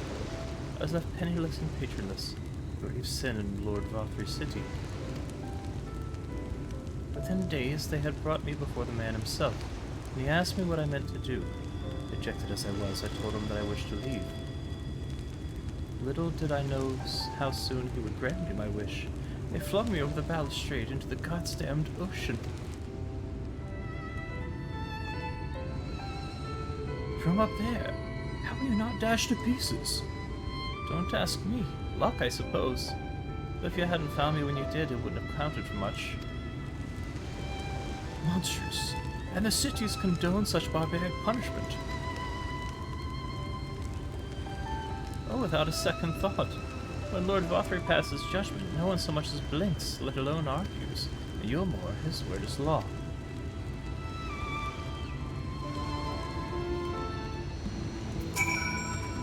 The more I hear about Yulmore, the more determined I am to see what waits within its walls. I should bend all my thoughts towards securing another way into the city.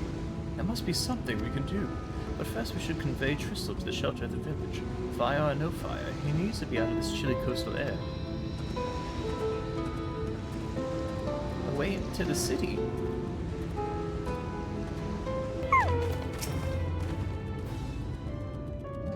Pray accept my deepest gratitude. I owe you both my life. And if you'll permit me, I would assist you in your attempt to enter Yulmore, insofar as I am able, at any rate. To be frank, I thought of sending my saviors to... The thought of sending my saviors to that awful place makes me sick to the stomach. Since it's playing you set your minds on it, you should take this. It's my favorite paintbrush. The Yulmoran elite are never satisfied until they get exactly what they want. If I'm not mistaken, the couple I mentioned will be looking for someone to replace me. If you make a show of owning such a well-used brush, you may be able to convince people you have a talent for painting. Are you certain? This is your livelihood. We cannot deprive you such a treasured possession.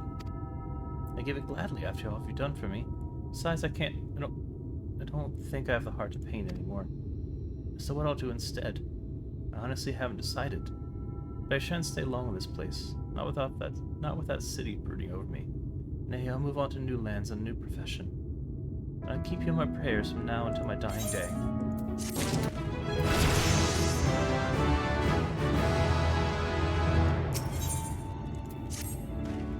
They say kindness is its own reward, but Tristles repaid us with a gift as timely as it was unexpected.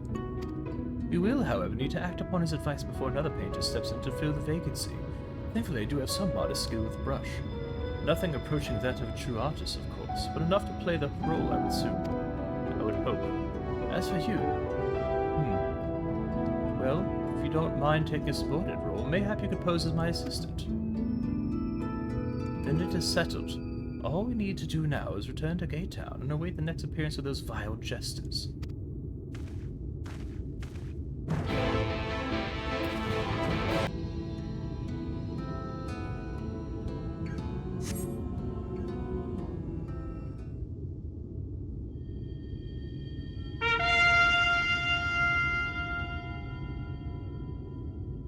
Here they come. Ladies and gentlemen, your attention once more. What a day it's been for the folks at our door. We've welcomed a peddler who made pearls from a plum, and now we've a place for a painter of a plum. So come along and don't be slow. It's time to let your colors show.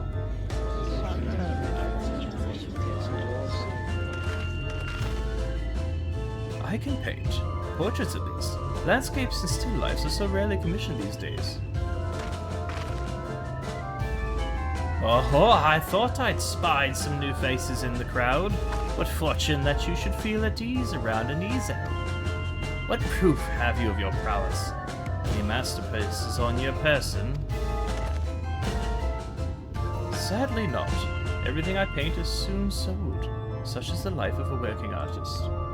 I have only my brush to testify for me, but you will note that it has seen no small amount of service.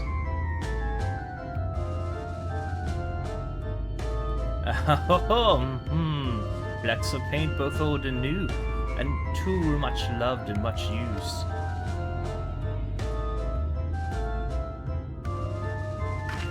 Not a prop to be conjured on the hop. Very well, come with us, we'll put those talents to the test.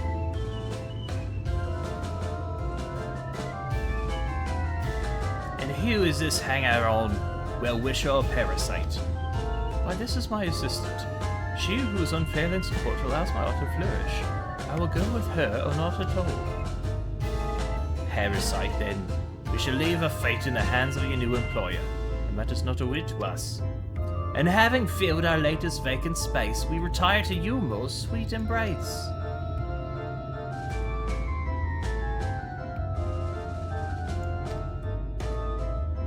Mercy me, the meal! We almost took our leave without leaving a loving token. We must empty the sacks ere we make our way back.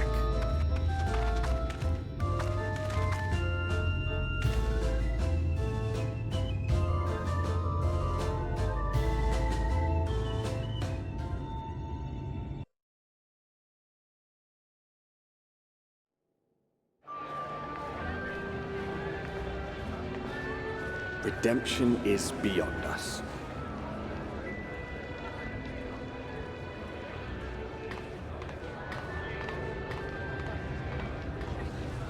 The lament of all but saints and fools, and the comfort of the lords and ladies of this accursed place.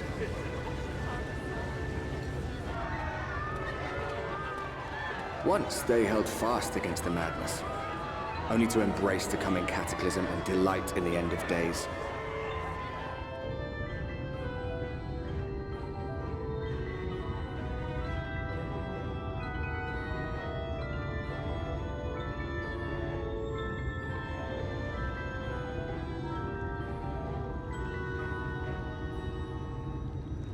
Perhaps in rapture they seek to lose themselves and the misery they share. Or perhaps for them alone, the promise of eternal pleasure really does hold true.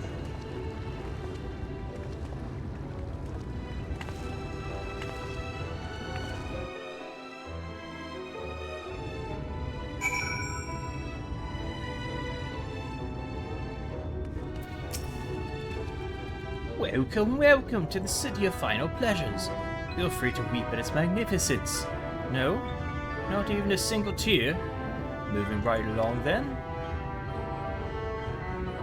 Our first task is to register you as residents. You know, make it all nice and official. Smooth the way, so you just need to put on your happy faces and head through the joyous hall.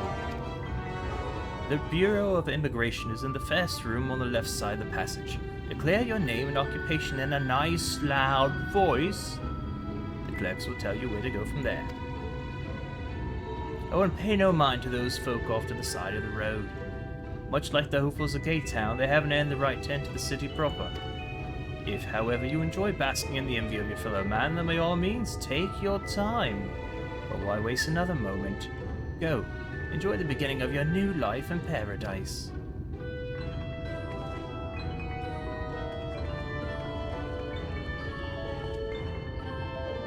The Bureau of Immigration, was it? I suppose we had better show ourselves willing for the time being.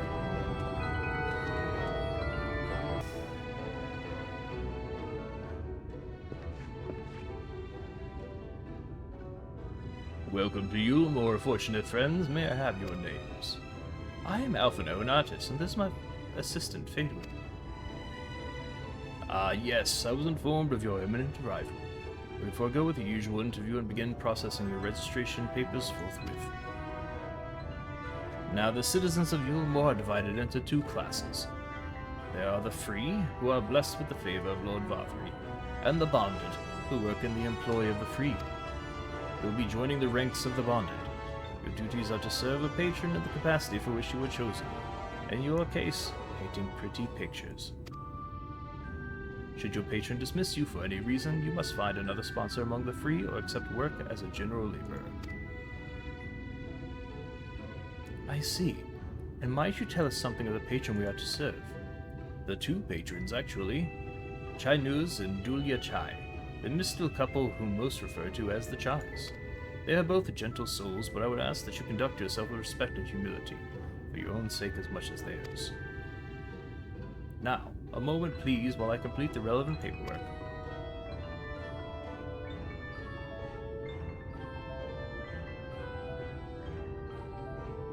All in order. These are your registration documents.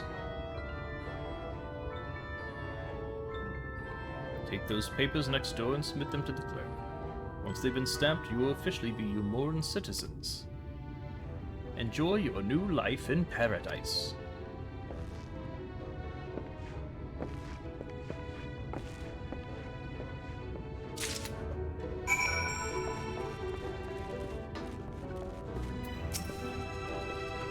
Welcome to the Bureau of Registration.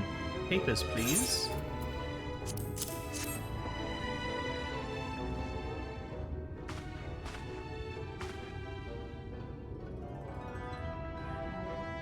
What have we here? Alphinaud, artist. Badwin, artist assistant. To be employed in the service of Lord Chainuz and Lady Dulia Chai. Yes, everything seems to be in order. Your registration is hereby approved. I think it best that we deliver you to the Chai residence before... Oh dear. You smell hideous. Did you crawl here through a ditch? It's like an unholy miasma of dust and sweat and the musk of some unwashed beast. Proceed directly to the lousery next door to scrub yourselves clean. Use whichever showers are free. After you've rinsed away that stench, you'll want to splash yourselves with this perfume. Liberally. Once you've made yourself presentable, then you may proceed to the Chai residence. Cornen, the guard by the stairs, will give you directions.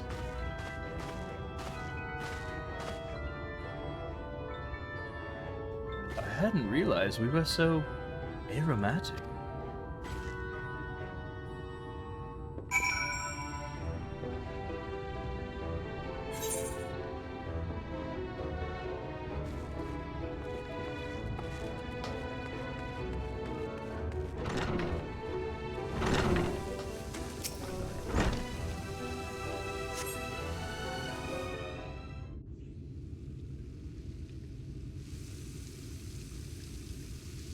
Rinse yourself clean in the stream of water.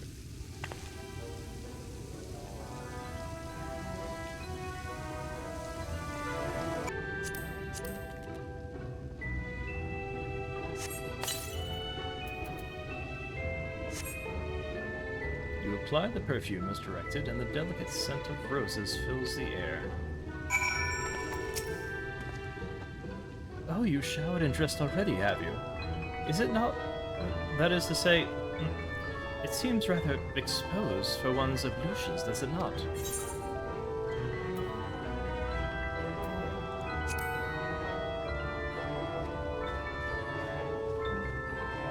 Wouldn't she just? Very well, I shall endeavor to emulate her boldness then. Courage, Alphinaud.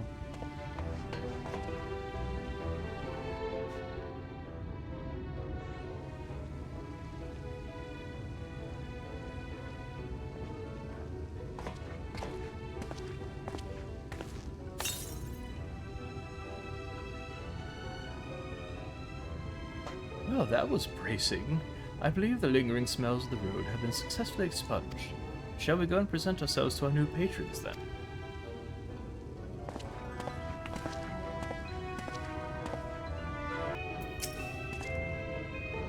You're looking to present yourselves to the Chides, are you? Let me explain how the city's laid out. Imagine 3 layers, one on top of the other. This layer here is called the buttress. Above us is the understory, where the military has its headquarters. And above that, you've got the canopy, which is where the free citizens of Yulmore spend their days. So if you want to find your new patrons, you need to keep climbing up until you run out of stairs, then look for the Grand Dame's parlor. They'll be in there, like as not.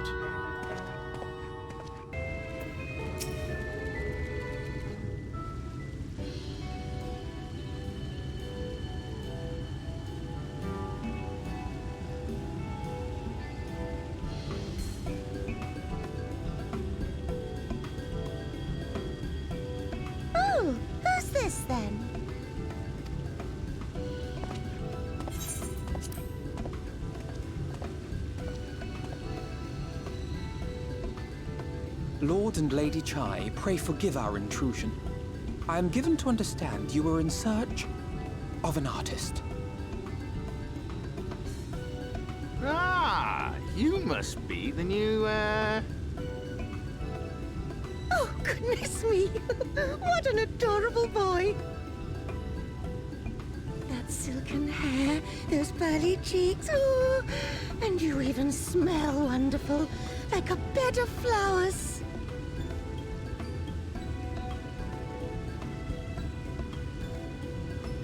I approve of this one, dearest. I am positive he will paint us the most delightful pictures. Yes. Well, as long as he paints better than that talentless wretch we sent packing last week.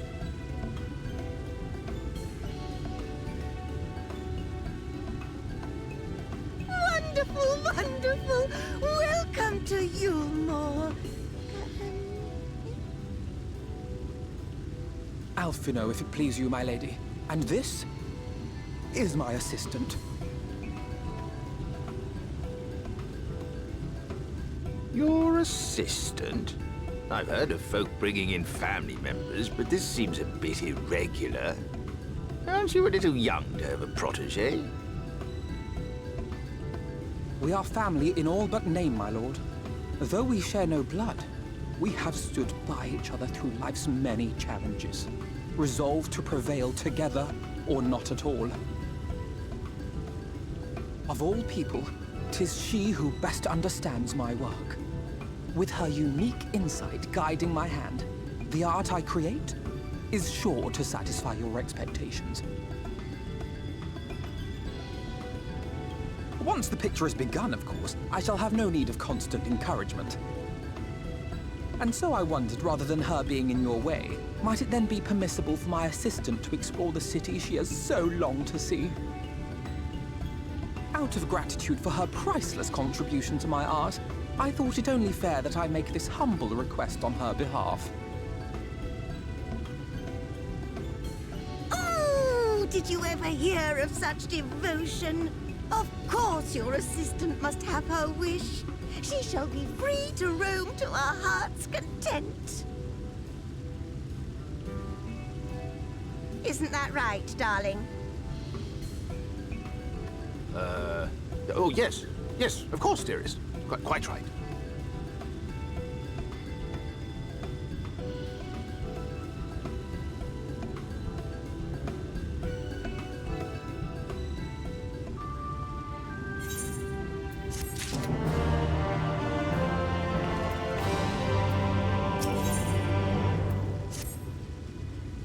had the opportunity to experience Yulmore, I suggest you make the most of it. Explore the city, top to bottom. In other words, I would start with the canopy and go from there. Try wandering around the market stalls, mayhap. Such places are usually filled with colorful characters, only too eager to share local gossip with a friendly visitor. I'd appreciate it, of course, if you could share any discoveries with me in turn. We should both learn as much as possible about our new place of residence. Oh, hello there. A fresh register, are we? You seem a little lost. Well, it is lovely to make your acquaintance. Speaking of acquaintances, you wouldn't happen to have run into my attendant on your wanderings, would you? Big, strong lad, long hair, tied back. He was escorting me on a whopping errand, on a shopping errand, when I realized I'd dropped my handkerchief. Now I've been waiting here all alone while he's been off searching for it. I'm not terribly fond of being alone. If you do see him, I would be obliged if you could pass on this message. Forget this silly handkerchief and return to my side at once.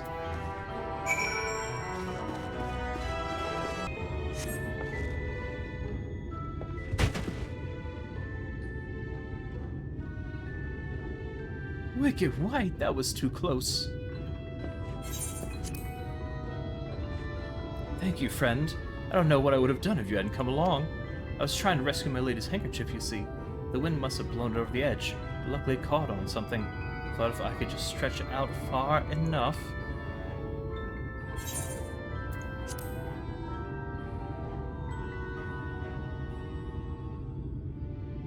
It's not just a scrap of cloth. None of it belongs to her. I'd risk my life and more to spare my mistress but a single moment of sadness. When I first came to Yulmore, I thought only of improving my lot in life. There was so much more to this city than wealth and plenty. There's no war here, no conflict. The residents all treat each other with warmth and respect. My mistress has been ever so kind to me. I can think of no other place in Kalusia where I could possibly be happier. Sorry, I might have gotten a bit carried away. I find it hard to stop when I start counting my blessings these days. Please, you should come with me to meet my lady. When she hears of your deed, you'll be witness to her generosity firsthand. What? Lonely, you say? Curse my clumsy feet, I must return to her immediately!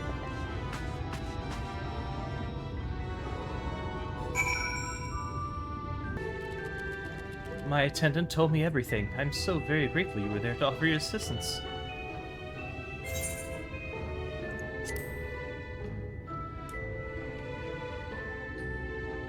Oh, my attitude is not unusual, I assure you. Without the efforts of our bonded residents, we free citizens would not enjoy the pleasures of our daily lives. They are deserving of our unending gratitude. Mayhap in another society our different standing would breed prejudice or resentment, but in Yulmore a most glorious measure is in place to avert such unpleasantness. Part of that measure requires that the free surrender their fortunes. Upon registration, all of our property, financial, intellectual, or otherwise, is given over to the city. In exchange, we are provided with ample funds and commodities to live a life of pampered luxury. Being liberated from the concern of earning coin has an almost miraculous effect on people's outlook. There are no rivals to compete against, only fellow residents with whom to enjoy our tranquil existence. Now, if you'll excuse us, I must see what the markets have to offer as a reward for the return of my handkerchief. Oh, and I've not forgotten you, of course, our courageous messenger turned rescuer.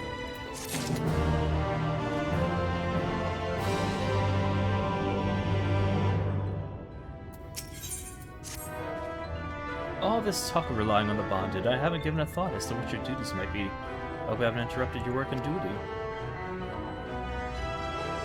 A tour of the city, is it? Then you really must visit the Beehive. It's always buzzing with activity. Local humor. Anyway, a lady by the name of Tistaby usually has her seat near the entrance. She will gladly speak with you on any number of topics, assuming you find yourself on her good side.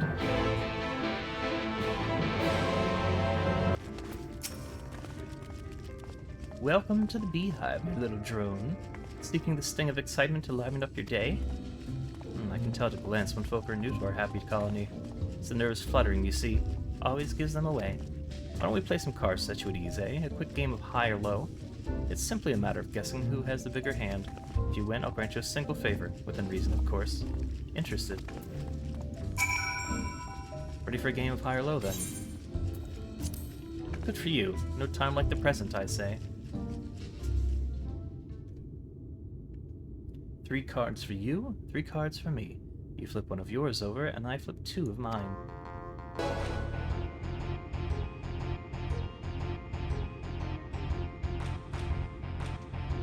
Well, well, would you look at that?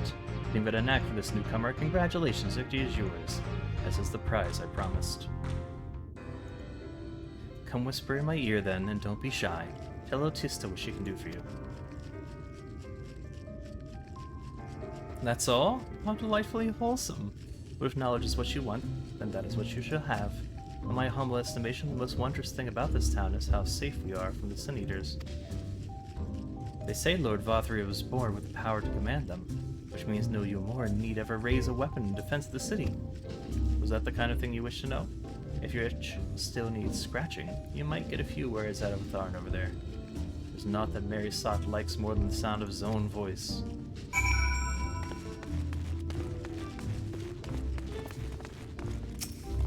What's that? New to Umor, you say? Only just arrived and already you looking to peel away the layers of mystery. Oh, I'm all for chatting, but you need to slow down and enjoy life, my friend.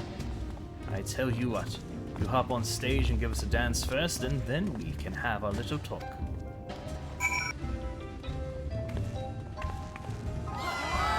That's the way. Dance like there's no tomorrow.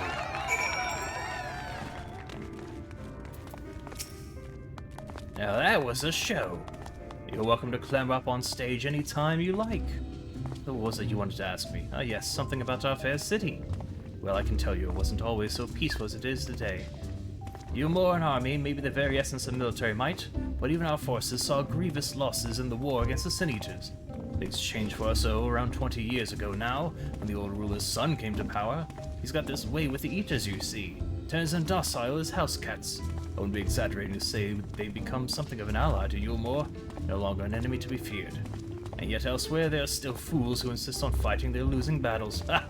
A toast to Lord Vothri. You gained a preliminary sense of the city, Chase, and Alphinaud. I'll be expecting your return.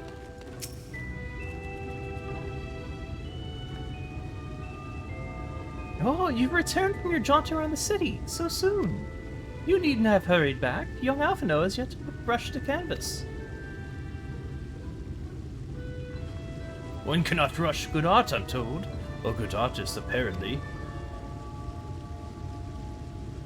Ah, finally.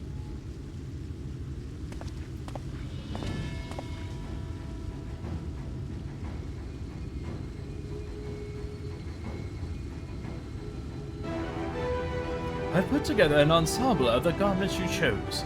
Is this satisfactory? Oh, goodness gracious me! That last outfit was precious, but this makes you look positively dashing. You truly are a handsome boy. However, am I to decide?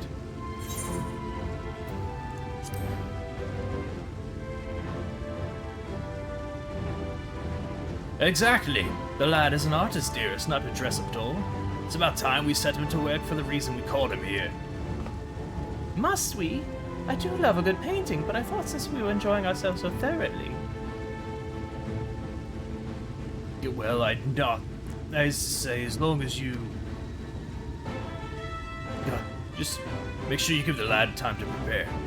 We know who'll be upset. We'll know who'll be upset if he's not ready to paint at a moment's notice. Whatever you say, darling. So, shall we pick out some jewelry next?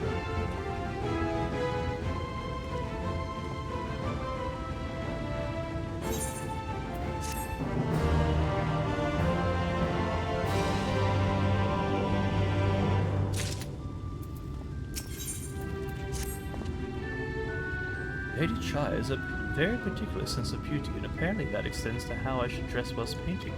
But this obsession of hers works in our favor. The time I spend indulging these distractions is time you can use to continue your explorations. For this excursion, I'd like you to delve into the layer below us and sniff about the military headquarters. I'm sure the understory has its own tale to tell.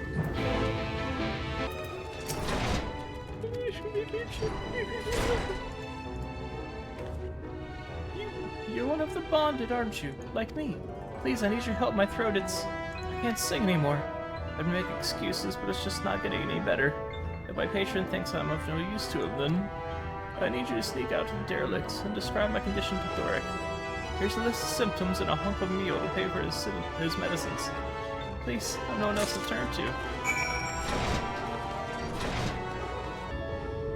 You need medicines, tonics, potions.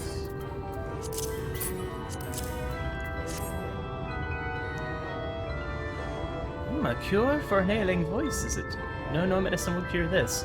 Methinks your songbird has a lump in her throat. It must be cut out, excised, and even then the voice may never heal completely. Poor little songbird. Will they kick her from the nest, I wonder, or simply silence her chirps? Oh, your face! You didn't know! Of the many hopefuls who enter the city, very few are ever seen to leave, even as corpses. Oh, you might see one or two fortunate fools hurled from the balconies, but the rest? Gone. A town of nightmares it is. Not for this ship's rat, oh no, no. I am content to scurry down around here and nibble on the crumbs which fall from the table. This consultation is over. You have my verdict, and I my meal. Good day!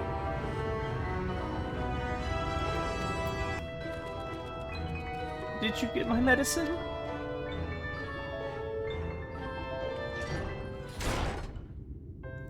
So that's it. What am I to do if I can't sing? Ah, there you are, my sweet canary. Have you been crying again? Don't tell me your voice is still not on the mend. Oh, generous sir, have mercy. I've done all I can, but even the apothecary said...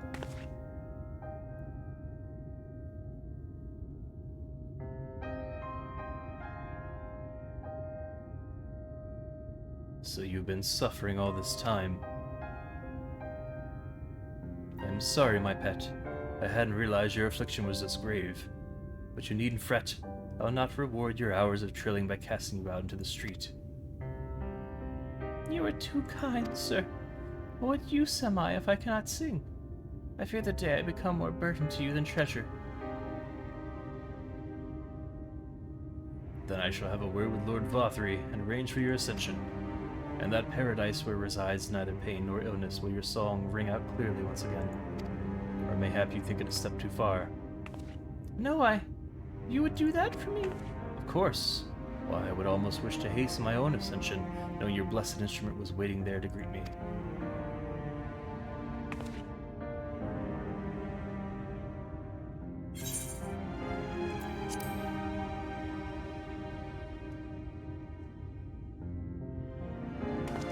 You must be a new arrival. Allow me to explain. As all know, the Sin Eaters exist to devour the sinful, but also do they serve to gather the souls of the innocent and shepherd them unto celestial paradise. It is through Lord Vothry that we learn this truth. It is through Lord Vothry's grace that the free people of Yilmar are destined to embrace salvation. We are blessed to spend our days surrounded by love and merriment, until at last we are called to our final rapture. Even the bonded may find a place within that host, should their patience deem them worthy. Lord Vothry truly is a great man, isn't he? If you will excuse us, we must be on our way. May you find eternal salvation for the compassion you have shown my precious canary.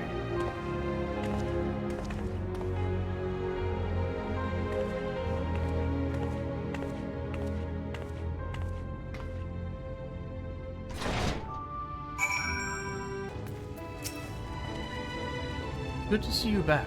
You were taking so long, I began to worry something had happened. I began sketching an outline for the portrait, but nay, the chairs appear otherwise occupied. Will you share what your investigations have gleaned thus far? So, Lord Vothry boasts some manner of influence over the Sin Eaters, does he? That would explain the reverence in which he is held by the citizenry. And as for this ascension business, I cannot help but be put in mind of that apothecary and his ominous remarks. If so many folk have entered the city over the years, then where do they go?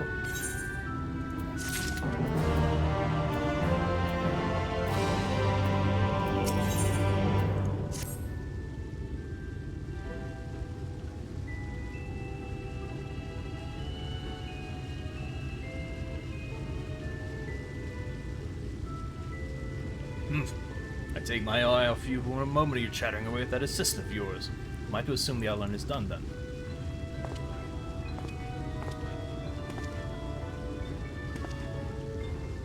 What in the blazes?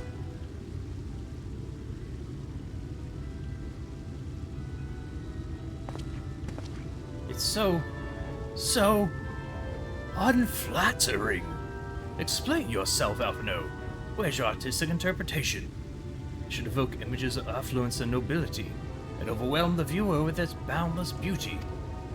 Your Chai, you stated that this portrait was to commemorate your anniversary, yours being a joyous union. It seemed to me that a realistic portrayal. Realistic? I don't want realism, I want perfection. A spectacle to slacken jaws and weaken knees, and make people cry out in amazement. Now fetch a blank canvas and...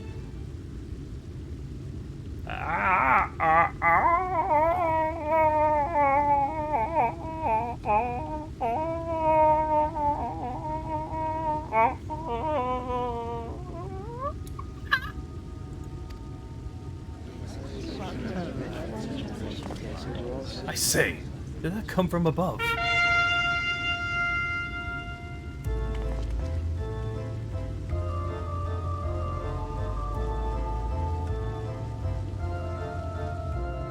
Ladies and gentlemen, your attention please. A tale to make you quiver, your noble blood freeze. There was a villain on the loose set to ruin our fair city. But our lord has got him now, and his fate will not be pretty.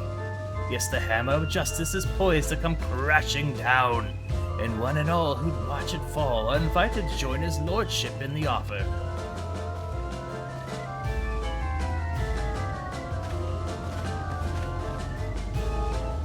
I'm now content. How dreadful. And this man is to face sentencing. That's right. In fact, if you're curious, I might be with you go along for the experience. The offer they mentioned is part of the Emergent, the level above us where Lord Varthry resides. Ordinarily, you would be barred from entering, but it seems they'll be opening its doors for the next little while. The Crown Lift will take you up there. We'd better not dawdle, though.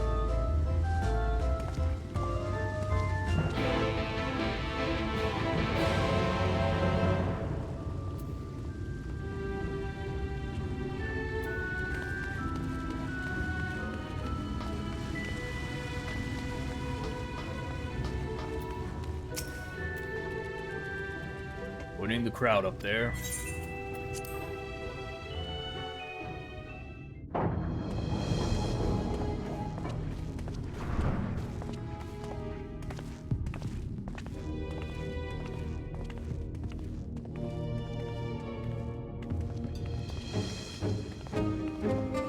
That's him. That's Varthry.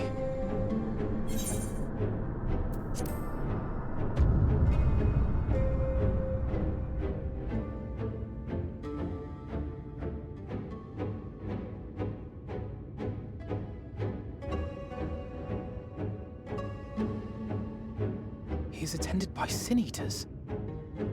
But how does he keep them from attacking?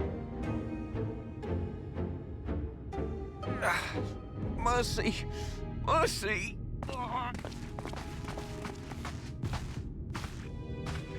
By the 12.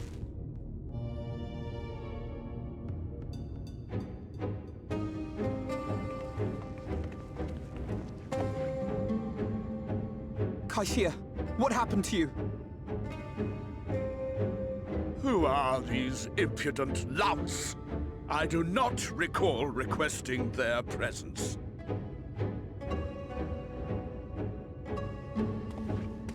Lord Varthry, what is the meaning of this? Why is this poor man bleeding to death on your floor?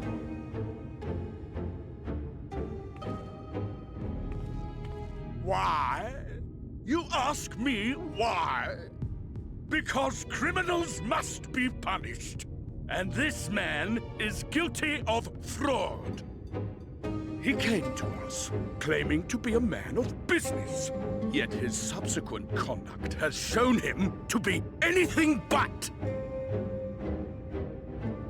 Europe is a city built on love for one's fellow man. Those who have naught to give and live only to take are a blight upon our society!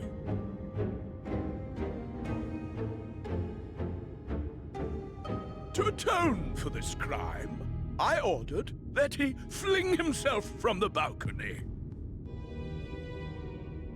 And he had the temerity to weep please, my lord. Anything but that. What then is a man of mercy to do? But offer the sinner another way to show his contrition. Another way? Meaning what exactly?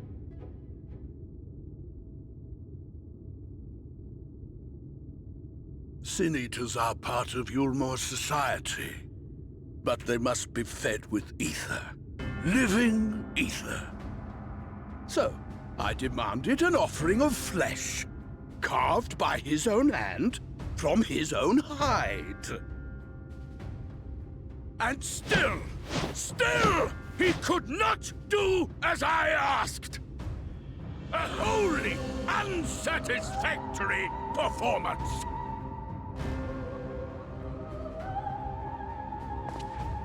Tis true that Kaishir won his place here by fraud, but his actions were driven only by a desire to share in your paradise. That you would cast him out I could almost accept, but to humiliate him thus, to demand his very life? Is this truly the way of Yulmore?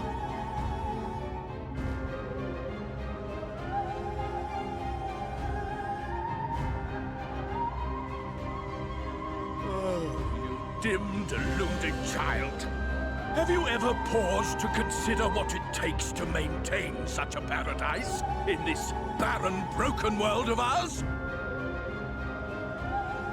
The guarantee of safety and stability. The knowledge that if one only abides by the rules, one has naught to fear. I alone can offer these things, for I alone can command the Sin-Eaters. And thus am I alone the voice of justice, and any who oppose me, villains to be punished.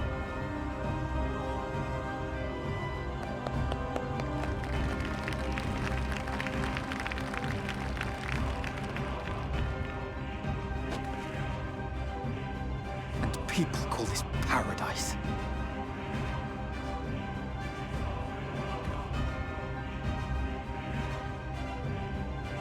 You were granted a place in my city for a particular skill.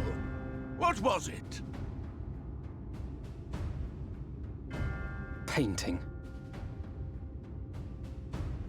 An artiste!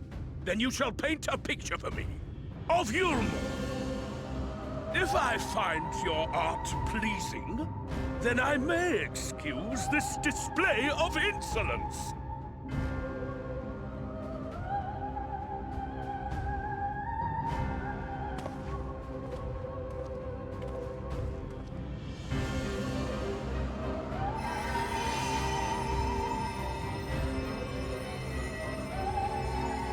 Gave you permission to tend to that criminal's wounds?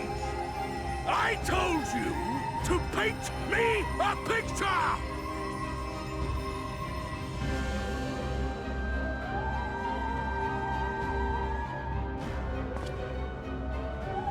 What you need is a mirror, not a painting. It will capture the horror I see before me far better than I ever could.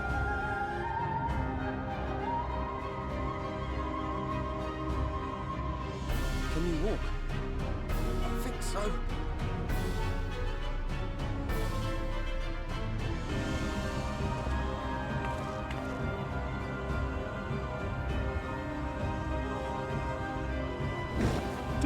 Did that little worm just insult me?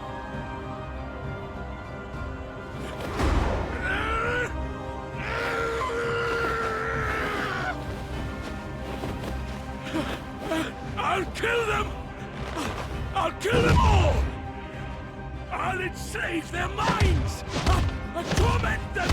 Torture them! And tear out their hearts!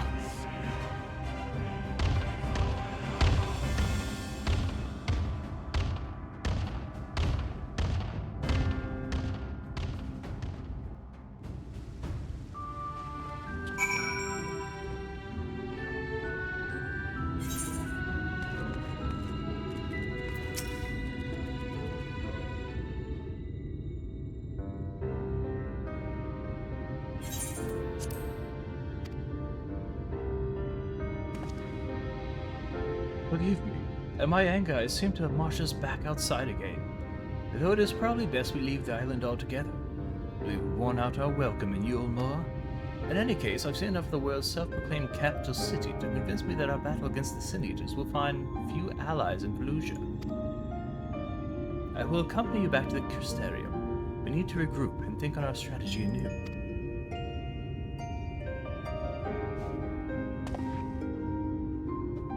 Kaishir, I have done you a grave disservice. You are hungry and desperate, and I offer you a solution without once considering the risk inherent in you accepting it. If I had but known the price you would be made to pay. You gave me everything I need to make your idea work. It was me who made a mess of things, not you. Even after all the trouble I've caused, you still stepped in and saved me. Now Lord Vothry wants us all dead. Why not come back with us to the Crystarium? I'm certain we can find work for you there if you are willing. No, it would just be me leaning on your kindness again. I need to do some thinking. Learn how to stand on my own 2 feet. Very well, but you must promise you'll be careful. The Umorans may yet come looking for us. I'll keep my head down, don't worry. You take care too. Give me the chance to repay what you've done for me.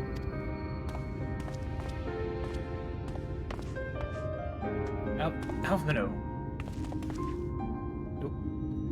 Lord and Lady Chai. What in the blazes did you do? They have the entire city looking for you. I took a peek at your unfinished portrait, Alphinaud. I've had many a beautiful and striking picture painted for me, but there was something about your work. It was as if you had caught the very essence of our love and rendered it naked upon the canvas. It was bold, unflinching, and I adored it. Please, you must come back with us and finish what you began. I'll speak to Lord Vothry and vouch for your character. I'm sure we can smooth over any hard feelings. I am sorry, Lady Chai. There are more important matters to which I must attend. More important? Oh, wait. More important? Well, it could be more important than enjoying the days we have left of us to the fullest. Pray press me no further.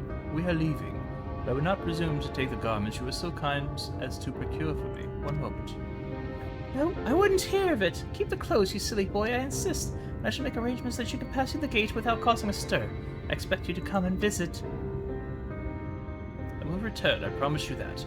The outrage I witnessed must not go unanswered. The next time we meet, I shall be better prepared to confront the corruption which hides behind the glittering facade.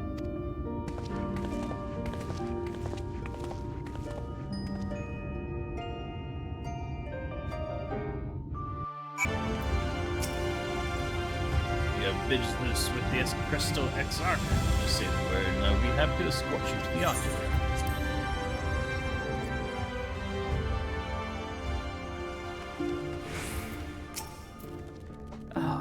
It is good to be back amongst friends. In such company, I can finally turn my thoughts to the future. But ere we discuss all we have learned and begin planning our next step, I think it best that you visit Alizé. Our familiarity with Amarang will no doubt provide us invaluable insight, and besides, I know she is as eager to see you as I was. Bring a smile to her face, Fadeward.